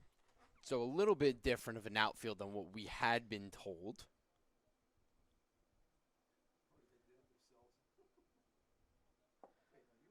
Conroy likes the pitch given to him by Ryder Simpson. At the ready. Set, kicks, fires. 1-2. In there for strike 3. Strikeout looking. Sends John Busco packing, and he is not happy about it. Correction on the defensive changes for the Birds. In left is Adrian Hernandez. In center, Luca Logan. Talking things over with the home plate umpire. Very unhappy with the result of that at-bat. Couple of Number 9, first baseman Antonio. 4-letter words thrown in there that sent him dejected back to the dugout. Second out of the inning for the Dirty Birds, and a crucial one at that. With LaQuara still on third, it brings up Antonio Destrabats, the 9-hole hitter for the Generals. First pitch to him, downstairs. A little bit more on Tommy Conroy, a 4-year pitcher for Point Pleasant Beach Baseball. In his career, 116 2/3 innings, gave up 106 hits, 41 earned runs, good for a 2.46 ERA for the Group 1 Public State Champions this year. He'll be a St. Peter's Peacock come the spring. Staying in the state. With all that production, I can't lie and say that I'm not surprised, because I am. I'm surprised that he hasn't been used much to this point, especially as a pitcher. The issue for Conroy has been the fact that he hasn't been at many games. These ones today, only his 6th and 7th of the season, meaning he hasn't had many opportunities to be able to come and pitch. 3-0. In there for a strike. Antonio Destrabats walked his last time up, closing out the 3rd time through the order for the Generals. Here in the home half of the 5th, everything tied up after a 4 spot by Trenton. Fouled off on 3-1. Destrabats with more hard contact, most of it ending up in foul ground this season. A lot of power and torque loaded up into that bat. Unable to do much with it so far this year. Eventually it'll go his way. Eventually. Big spot, 3-2 pitch. Swing and a miss. Tommy Conroy gets out of the inning to leave things tied up. A massive strikeout to end the 5th frame. The Gens tie it up, however, with 4 runs on 4 hits here in the bottom of the 5th. We head to the top of the 6th, all knotted up at 7. Photo finish coming when we return on Jersey Baseball Nation.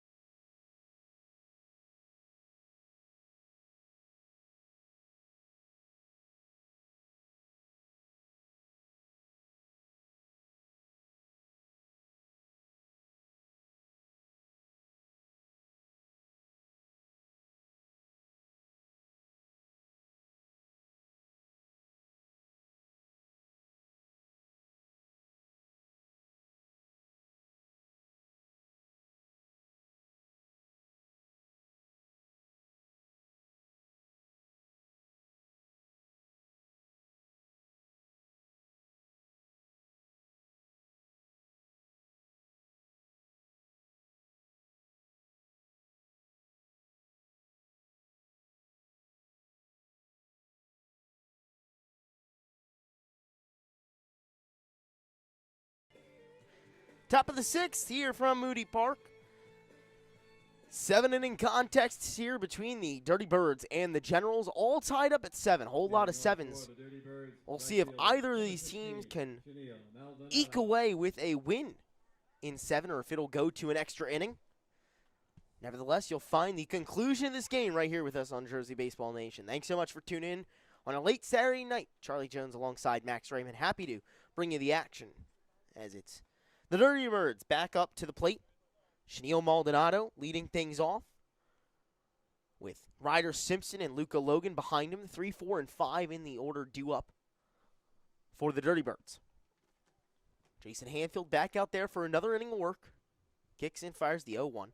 In there for a strike. Beautiful slider finding the zone. The movement on that pitch is just so pristine, so defined. It's just beautiful to watch. He's been working that breaking ball well. Let's see if he goes back to it. The 0-2. This time a heater. Maldonado holds off, thought about going, but decided to be the wiser. Count now moving to 1-2.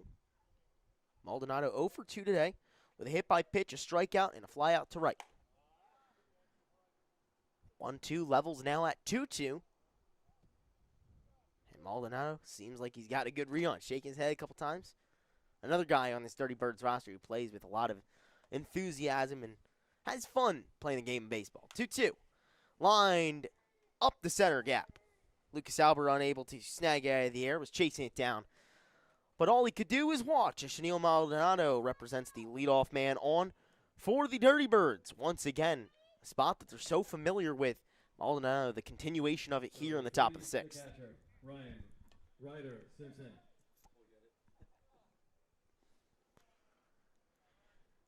So with Maldonado on, it makes way for Ryder Simpson. 2 for 3 today with a pair of singles. Tall stance, waving the bat around. And takes the first pitch up near the head. Had to duck out of the way of it. Jason Hanfield up to 39 pitches so far on his appearance. He's thrown 2 full innings of work. 2 hits, no earned runs. 1 walk, 1 strikeout. Gens only had to use 2 pitchers in game 1, so you'd have to assume that they have a little bit of a full staff to close out the second game if they can get themselves back in front. We're able to strike for 4 in the bottom of the 5th to tie things up and knot it up at 7. 1-1 from Hanfield. Big swing and a miss for Ryder Simpson. Just over top of it that time. Big power bat trying to put one over the fence there. Can't win it off one swing, although these guys are certainly going to try to. If you try not to win it off a swing, you might just do that. Maldonado over at first will make his way to second off the wild pitch. The throw over to second takes a big-time Moody hop and skips over the head of TJ Maglioso covering the bag out towards center field. Maldonado will be able to advance safely after that wild pitch from Jason Hanfield. A runner in scoring position for the Dirty Birds with no outs now. Now, for those of you who don't understand what I just said, here's the explanation. If you try to hit a home run, you're going to end up swinging out of your shoes and strike out. If you try to get a base hit, you might just end up hitting a home run. That's the simple explanation of what I said, and it's clear and obvious. Some of these guys have enough power to put it over the fence normally without those big-time swings. Well, Simpson puts this one in play. It's gobbled up by Maglioso, but not able to keep it in the glove. Got him up at the chest, popped into the glove, and then popped out. So Simpson aboard. That one will go down as an E6 for the Generals. And we'll see Ryder Simpson take first safely. It's first and second now with Maldonado on second and Simpson on first with Luca Logan now coming to the plate. Another dangerous spot for the Dirty Birds. Another treacherous spot for the Gens to have to work through. First pitch to Logan in there for a strike.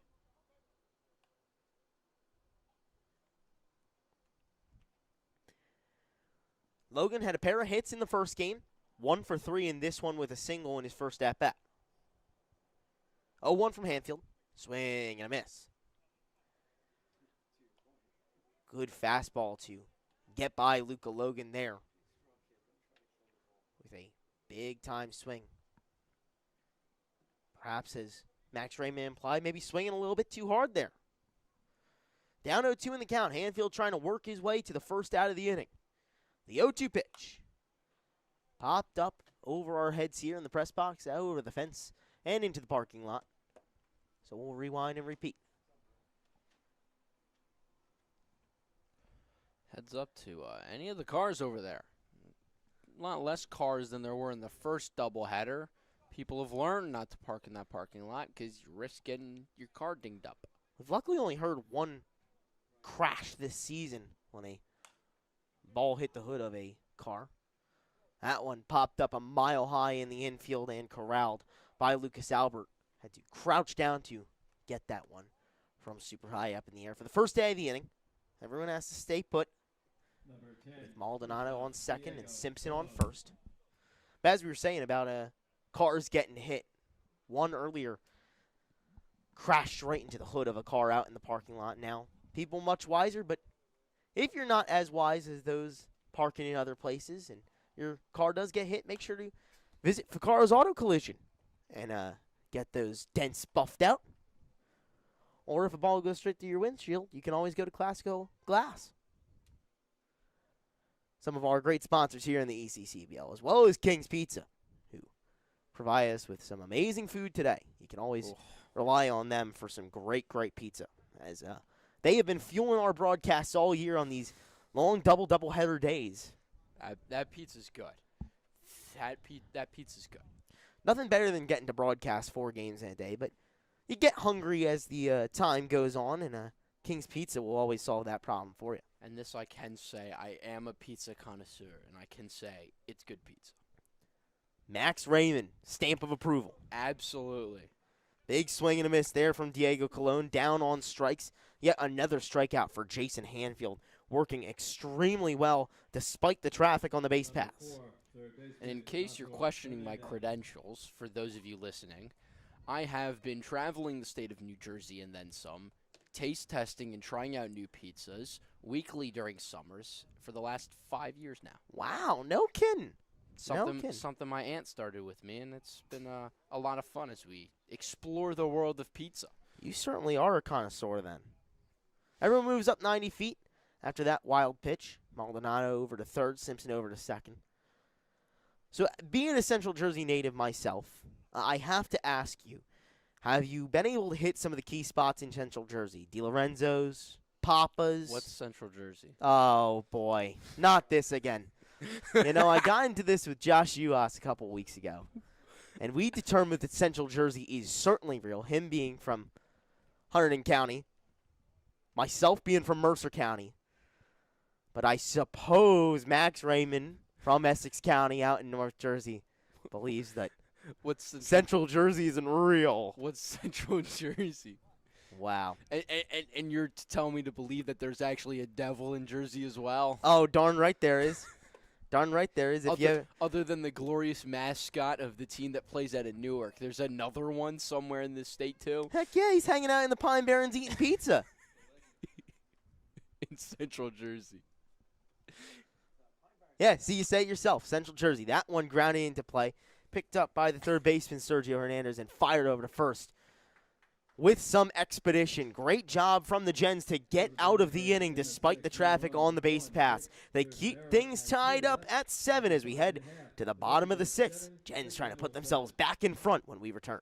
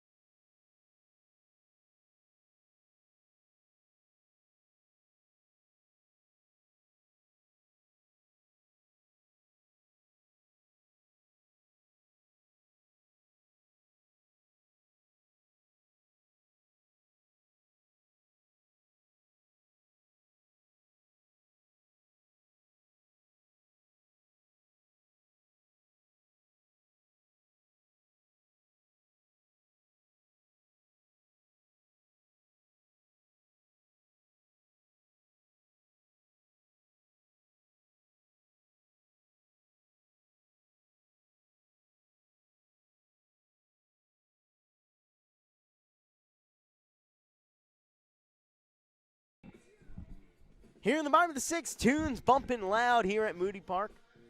The groove is in the air. Well, speaking of the groove, the Gens are trying to keep their groove going on.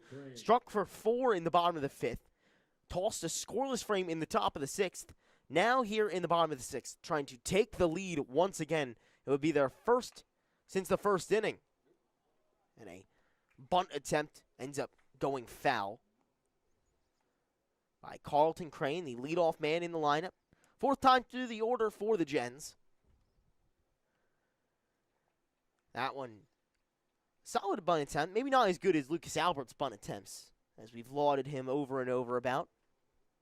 But still a strong one. Crane, not needing the bunt to get on today, though. 2 singles, 2 for 3 in this game, as he takes that pitch for a ball.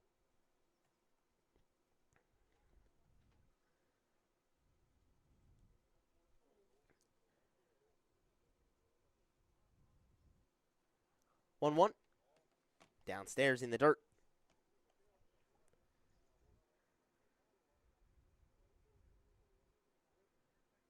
Crane, a native of Pennsbury, Pennsylvania, had the single-season record at Pennsbury High School for batting average, hits, on-base percentage, walks, and stolen bases. Was outstanding there with a .538 average, .635 on-base percentage, and a 1310 OPS with 43 hits in his time in his senior season. This one popped up down the third base side into foul ground. Josh Hernandez trying to slide to get to it. Ends up on his belly, unable to come up with the play. Was really moving out there trying to get it. He definitely laid out for that one, although I almost feel like he could have caught it if he just didn't slide, if he had just kept running. Now, granted, he would have had to sacrifice his body running into that fence, which is why I do understand the move to slide, because you then are slowing down your body and you don't have to worry about colliding with the fence as hard. Making a business decision. Well, there's Carlton Crane grounding one up the middle, splitting second baseman Hector Zarzula and the shortstop Diego Colon. Nice leadoff single there for the Gens. They've had a leadoff base runner in every inning except the first. Done a really nice job of getting guys on early in innings. It hasn't worked to their favor in every single time, but as of recently, been crucial as they were able to plate 4 with the leadoff man getting on in the bottom of the 5th. Before a pitch is able to be thrown to the second man in the order, TJ Francis. Pickoff attempt to try and get Carlton Crane. Francis 0 for 2. As Max has mentioned, very due. Reached base today, but no hits. Crane in motion on his way to second. The throw is not in time. Bang play over at second, but Crane with that extra step on the jump that helped him get in there safely. Runner in scoring position now for the Gens. If they were able to get in front, all they would have to do is get through the top of the 7th, as we only play 7 here on doubleheader days. And this is the moment for Francis to get his hit. If there's any or ever a moment where a guy who's due to produce, gonna produce, it feels like this has got to be it. As I think the ball that was just fouled off landed on the roof and might have just hit someone who didn't realize it was rolling down. Yeah, that one went donk, donk, donk, donk. Big swing and a miss there from TJ Francis. That one was cocked and loaded, but coming up empty.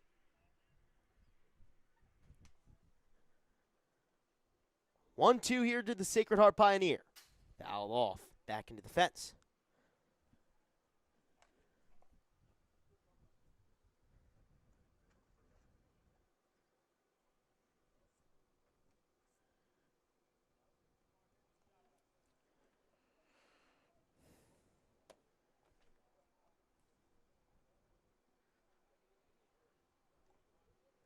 One-two once again from Conroy. Held up on by TJ Francis. Almost swung through it, but was able to get the wrists out of there at the last moment. Count levels now at 2. With Carlton Crane on second and no outs, here in a tied ball game, all level at 7. The lefty Conroy kicks and fires. This one lined over the head of the second baseman for the Dirty Birds. Zarzuela unable to get to it. Crane will pull into third and hold up there. It's a single for TJ Francis, and a powerful one at that. He was due, and he came through. There it was, the hit. Now you need one more. And, of course, the moment you need a hit, guess who comes up to bat? Superman. When you need him most, he's there to save the day. He is always there to save the day. Lucas Albert, one of the most potent bats, one of the most potent base runners, one of the best players in the ECCBL, coming into a clutch spot. Francis on the move, hit and run employed to perfection. Francis rounding second. Crane will easily score. He's not holding up at third. Francis on his way to home, and he's in there safely. It's a 2 RBI double for Lucas Albert, and the Gens are back in front, 9-7 here in the dying stages of Game 2. Lucas Albert coming through in the big moment once again. The Terminator strikes back. I think of him more as Superman. He's the hero of this story. Third baseman Sergio Hernandez.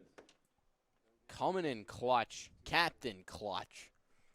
Producing and executing when you needed him most. And not only driving in one, he drove in 2. So you get 1+ insurance on top of that. You got a little, your bonus and then some, a little tip on the side.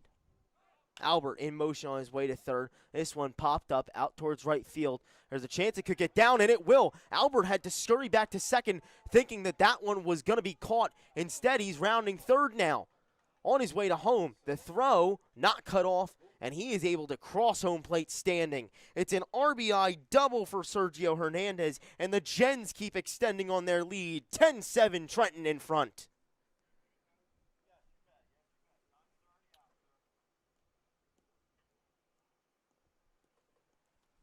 Lucas Albert had to run back to second thinking that was going to get caught. Looked up, saw it dropped, and still had the speed to be able to make it home.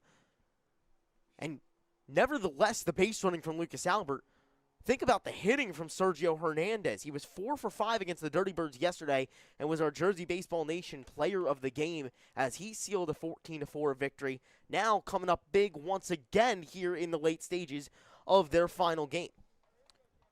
Once again, that's why we call Lucas Albert Superman. Because not only does he have the strength and the cool, calm, collected ability to execute when needed in disastrous and high-pressure situations, he's also got the speed and the reflexes to be able to change direction and go from second to home in lightning-quick speed. Blinken, you just might miss Lucas Albert. Well, from one Lucas to another, here comes Lucas Melton up to the plate. First pitch to him, a strike. But Sergio Hernandez able to steal third on it, meaning he's 90 feet away from home. And 90 feet away from adding a 4th run of insurance for the Gens.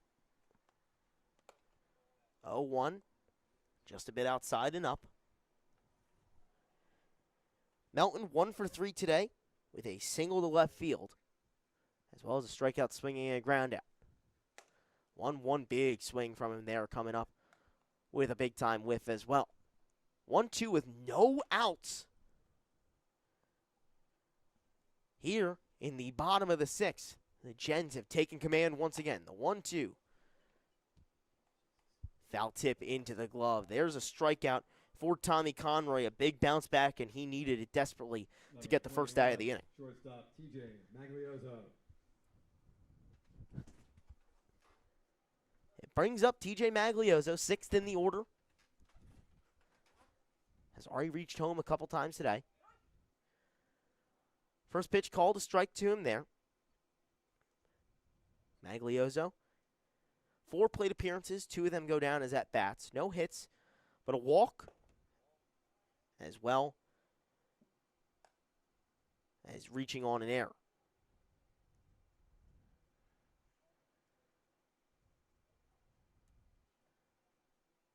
1-1 with one down and one on.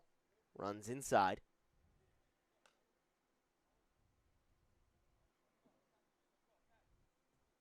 Important to note that with Lucas Albert notching that RBI hit as Magliozzo pops this the other way into foul ground, no one's going to be able to get to it. Angelo Sabino was in pursuit, unable to get there. With that 2 RBI double for Lucas Albert, he is now the ECCBL Liberty Division hit king. Best season, single season total for a Liberty Division player in ECCBL history. 37 hits on the season. Still after today with 6 regular season games to play. Batting nearly 600. See, in baseball, you're a Hall of Famer if you get out 2 every 3 at-bats. This kid is getting a hit 2 every 3 at-bats. What? Unreal. Lucas Albert is quite a specimen. TJ Magliozzo down on strikes. So now 2 outs. As it brings up J.C. LaQuara. Hernandez still over on third. But the Gens have been able to strike for 3. They've plated 7 runs in the last 2 half innings. 0-1 to LaQuara outside.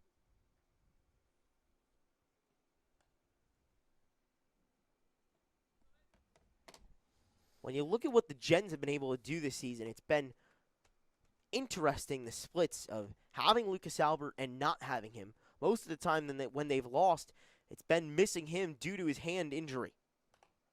That one fouled away by J.C. LaQuara, got a piece of everyone.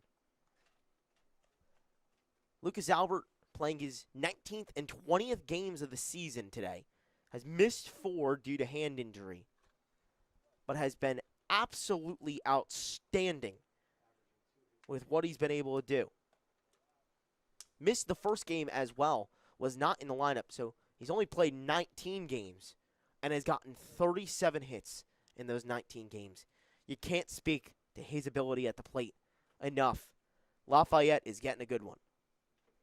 2-2 to LaQuara in there for strike 3, and he knew it. Tommy Conroy gets out of the inning, but not before the Gens are able to plate 3 and go back in front. When we return on Jersey Baseball Nation, the conclusion of this one from Moody Park. Gens trying to come away with a crucial victory in the playoff push. Photo finish on the other side.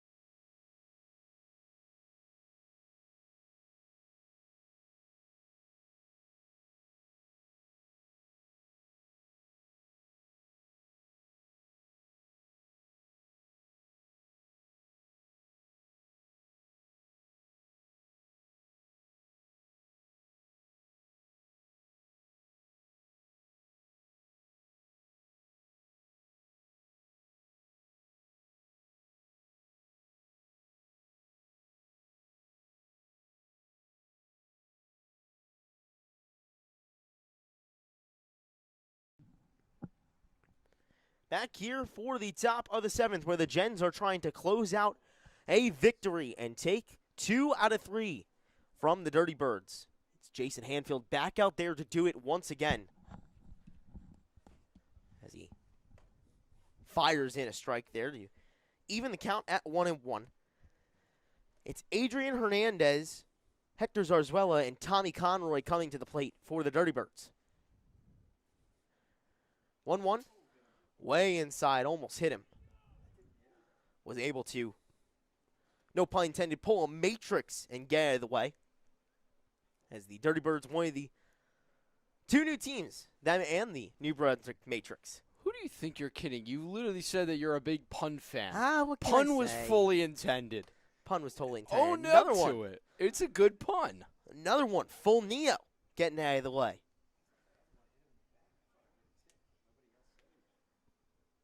Three-one now. Hernandez trying to be the leadoff man and get on. Tall righty hand field, kicks and fires. Down in the dirt and outside. So Adrian Hernandez, in his first game with the Dirty Birds, gets on once again. Has now worked 3 walks today. Number 9, Has second been baseman Hector Zarzuela. very, very, very patient, and it's worked to his advantage. I'll bring up Hector Zarzuela, the starting pitcher for the Dirty Birds. Went 5 full innings of work, but now stays in, playing second base, and goes back to hitting, chops that one foul.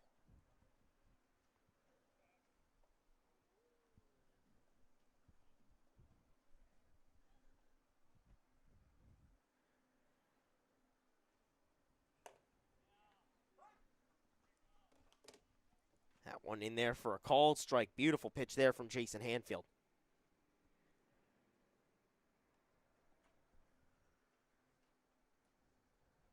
0-2.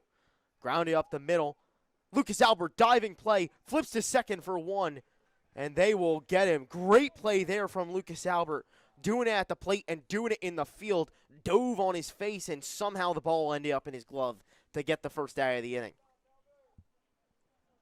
Number 7, What did I call him? Tommy Superman? Conroy. Superman catch out there. Piece of evidence number 3. I think I rest my case, Your Honor. I don't need to fight for this argument any longer. He's Superman, and it's a done deal. If you're playing darts, you got a bullseye, Max. You're spot on. Lucas Albert has been the hero so far for the Gens, as he's been in many games this season.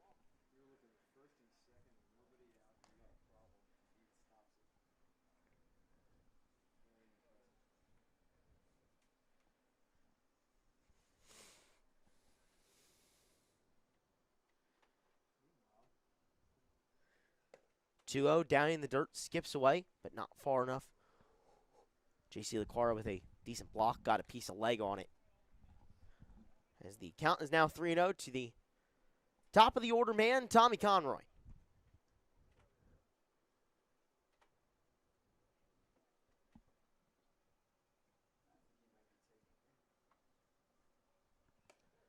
(3-0) in there for a strike. Coryell was here earlier, and he'd be happy to see the Coryell strike landing in the zone that time. 3-1 from Hanfield. Just upstairs. Great discipline from Tommy Conroy to take a walk there as it brings up the tying run to the plate in Chenille Maldonado. Or Angelo Sabino, excuse me.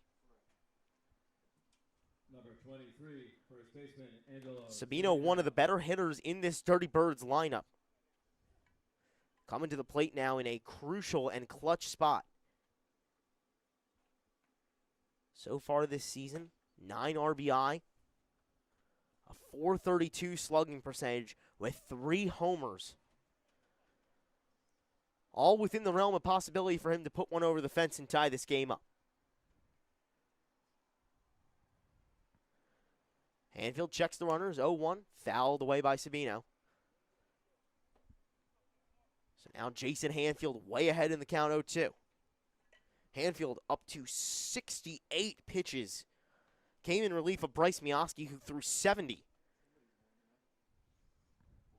Hanfield has thrown more than Bryce Mioski. 0-2. Fouled off. Got a piece of LaQuara and Angelo Sabino. If Hanfield is unable to close out the job, there's someone waiting in the wings. It's Lucas Melton. We mentioned him earlier that he might come in in Game 2. Brian Meskill wanted to see him pitch. There's a chance that he could try and get the final out to this one. Already one out here in the top of the 7th with runners on first and second for the Dirty Birds, 10-7 Generals. That one outside on 0-2, so the count now 1-2. He could, but this is certainly a position where you're not putting a guy out there to see what he's got unless you have to put that guy out there. To be frank. That one a ball as well to Sabino. Melton at Toms River East in his senior year. Through 2 1/3 innings, had 1 hit, 5 earned runs, 7 walks, 5 Ks, and 2 homers allowed for a 15 ERA.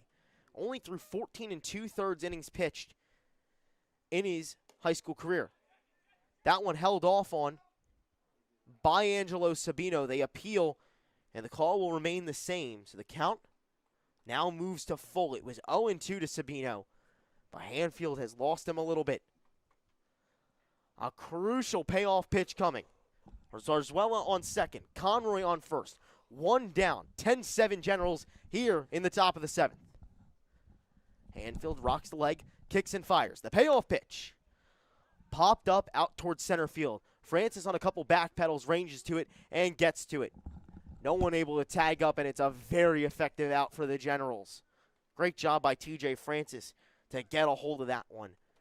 Read it perfectly, know where it's going, and get the second out of the inning.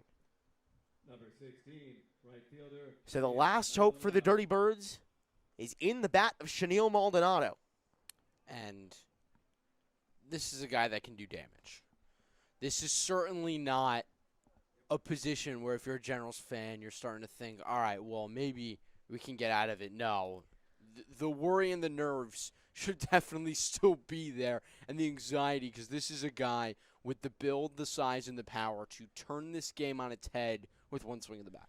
Gens are definitely not out of the woods yet. Maldonado, a .333 average through 19 games played, with a homer and 8 RBI, as well as 17 hits. Throw trying to back pick at second. Albert unable to pick up the baseball. The throw goes into center field, which will give Hector Zarzuela an extra bag. It's now runners on the corners for the Dirty Birds. Doesn't change much considering the situation, with the tying run still at the plate and a sac fly not in play. Although it does eliminate the out at second, which could be a convenient, easy way to go. And it does. Out at third, excuse me. It does push Zarzuela 90 feet closer. Stolen bases, that one unable to be found by J.C. LaQuara. Tommy Conroy already got a good jump and might have been safe regardless, but the pitch down in the dirt helped him do that as well. So 2-1 the count now with runners on first and second. 2 runners into scoring position for the Dirty Birds. And now that convenient out at second is also gone, so a ball in the infield has to go to first. 2-1 from Hanfield. Popped up, out towards right. This could be trouble. It is trailing. It is deep. It is down off the fence. 1 run is in. Maldonado is holding up at first. Conroy will easily score. It's a 2 RBI single for Chenille Maldonado. That one was a couple of feet from going over the fence and tying this one up. Regardless, the Dirty Birds strike and get the lead down. Deficit is only 1 now. You can feel the tension in the air. Yeah, but that's not a good play there by Maldonado, who was celebrating. He bat flipped. He thought that was gone. If he had been running out of the box, he would be on second base right now, and a single could score him. So while he did execute, he didn't execute to the full potential that could have been made of that play. And so now it puts the Dirty Birds still in a sketchy spot. He could have been on second, which means the ground ball in the infield still has to be made at first. He could have been at second, in which a single to the outfield could get him around to score more easily than being at first base. And so it really just changes up everything, as it seems like we are going to get that pitching change. Yeah, Maldonado just a couple of feet from knocking that one over the 370 sign out in right center field. You could see him celebrate as if he had already done it, but just missed it barely. It would have tied everything up 10-10. Still, the Dirty Birds are only down 1 with the leading run at the plate now. And the Gens will bring in a new pitcher. Maldonado on first. And now Ryder Simpson 2 for 4 today with 2 singles and reached on an error, will face Lucas Melton. An unlikely relief pitcher coming in for Trenton. Played baseball at Toms River East here in New Jersey, 3-year varsity starter.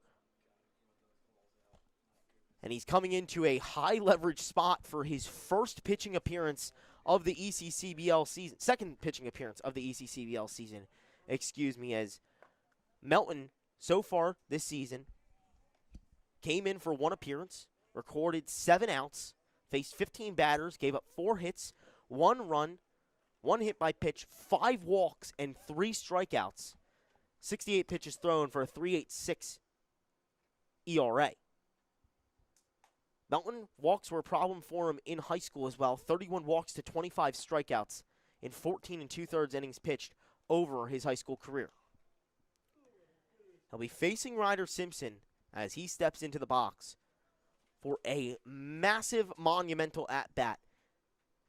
And the power that's in the bat of Chenille Maldonado transfers into the power in the bat of Ryder Simpson, a guy who is one of the best hitters in the ECCBL, goes to South New Hampshire University. And so far, through 22 games this season, 21 RBI on 24 hits and 3 homers as well. Big swing from him that time on the first pitch from Lucas Melton. And you want to talk about one swing of the bat can change the world. This guy's the man who has the power to do so. Now it's all about execution situationally here, but in a big hole and down to his last strike. A lot of work he still has to do. 0-1 now turns to 0-2 after 2 big whiffs. Maldonado over on first. 0-2 count. 2 outs. The Gens narrowly up 10-9. Lucas Melton, the 0-2, fouled off. Went back to that fastball once again as he did the first 2 times to try and get Ryder Simpson to come up empty. Instead, he stays alive for 1 more pitch. Dirty Birds down to their last out, last strike. Melton checks on first, kicks and fires. The 0-2 down in the dirt.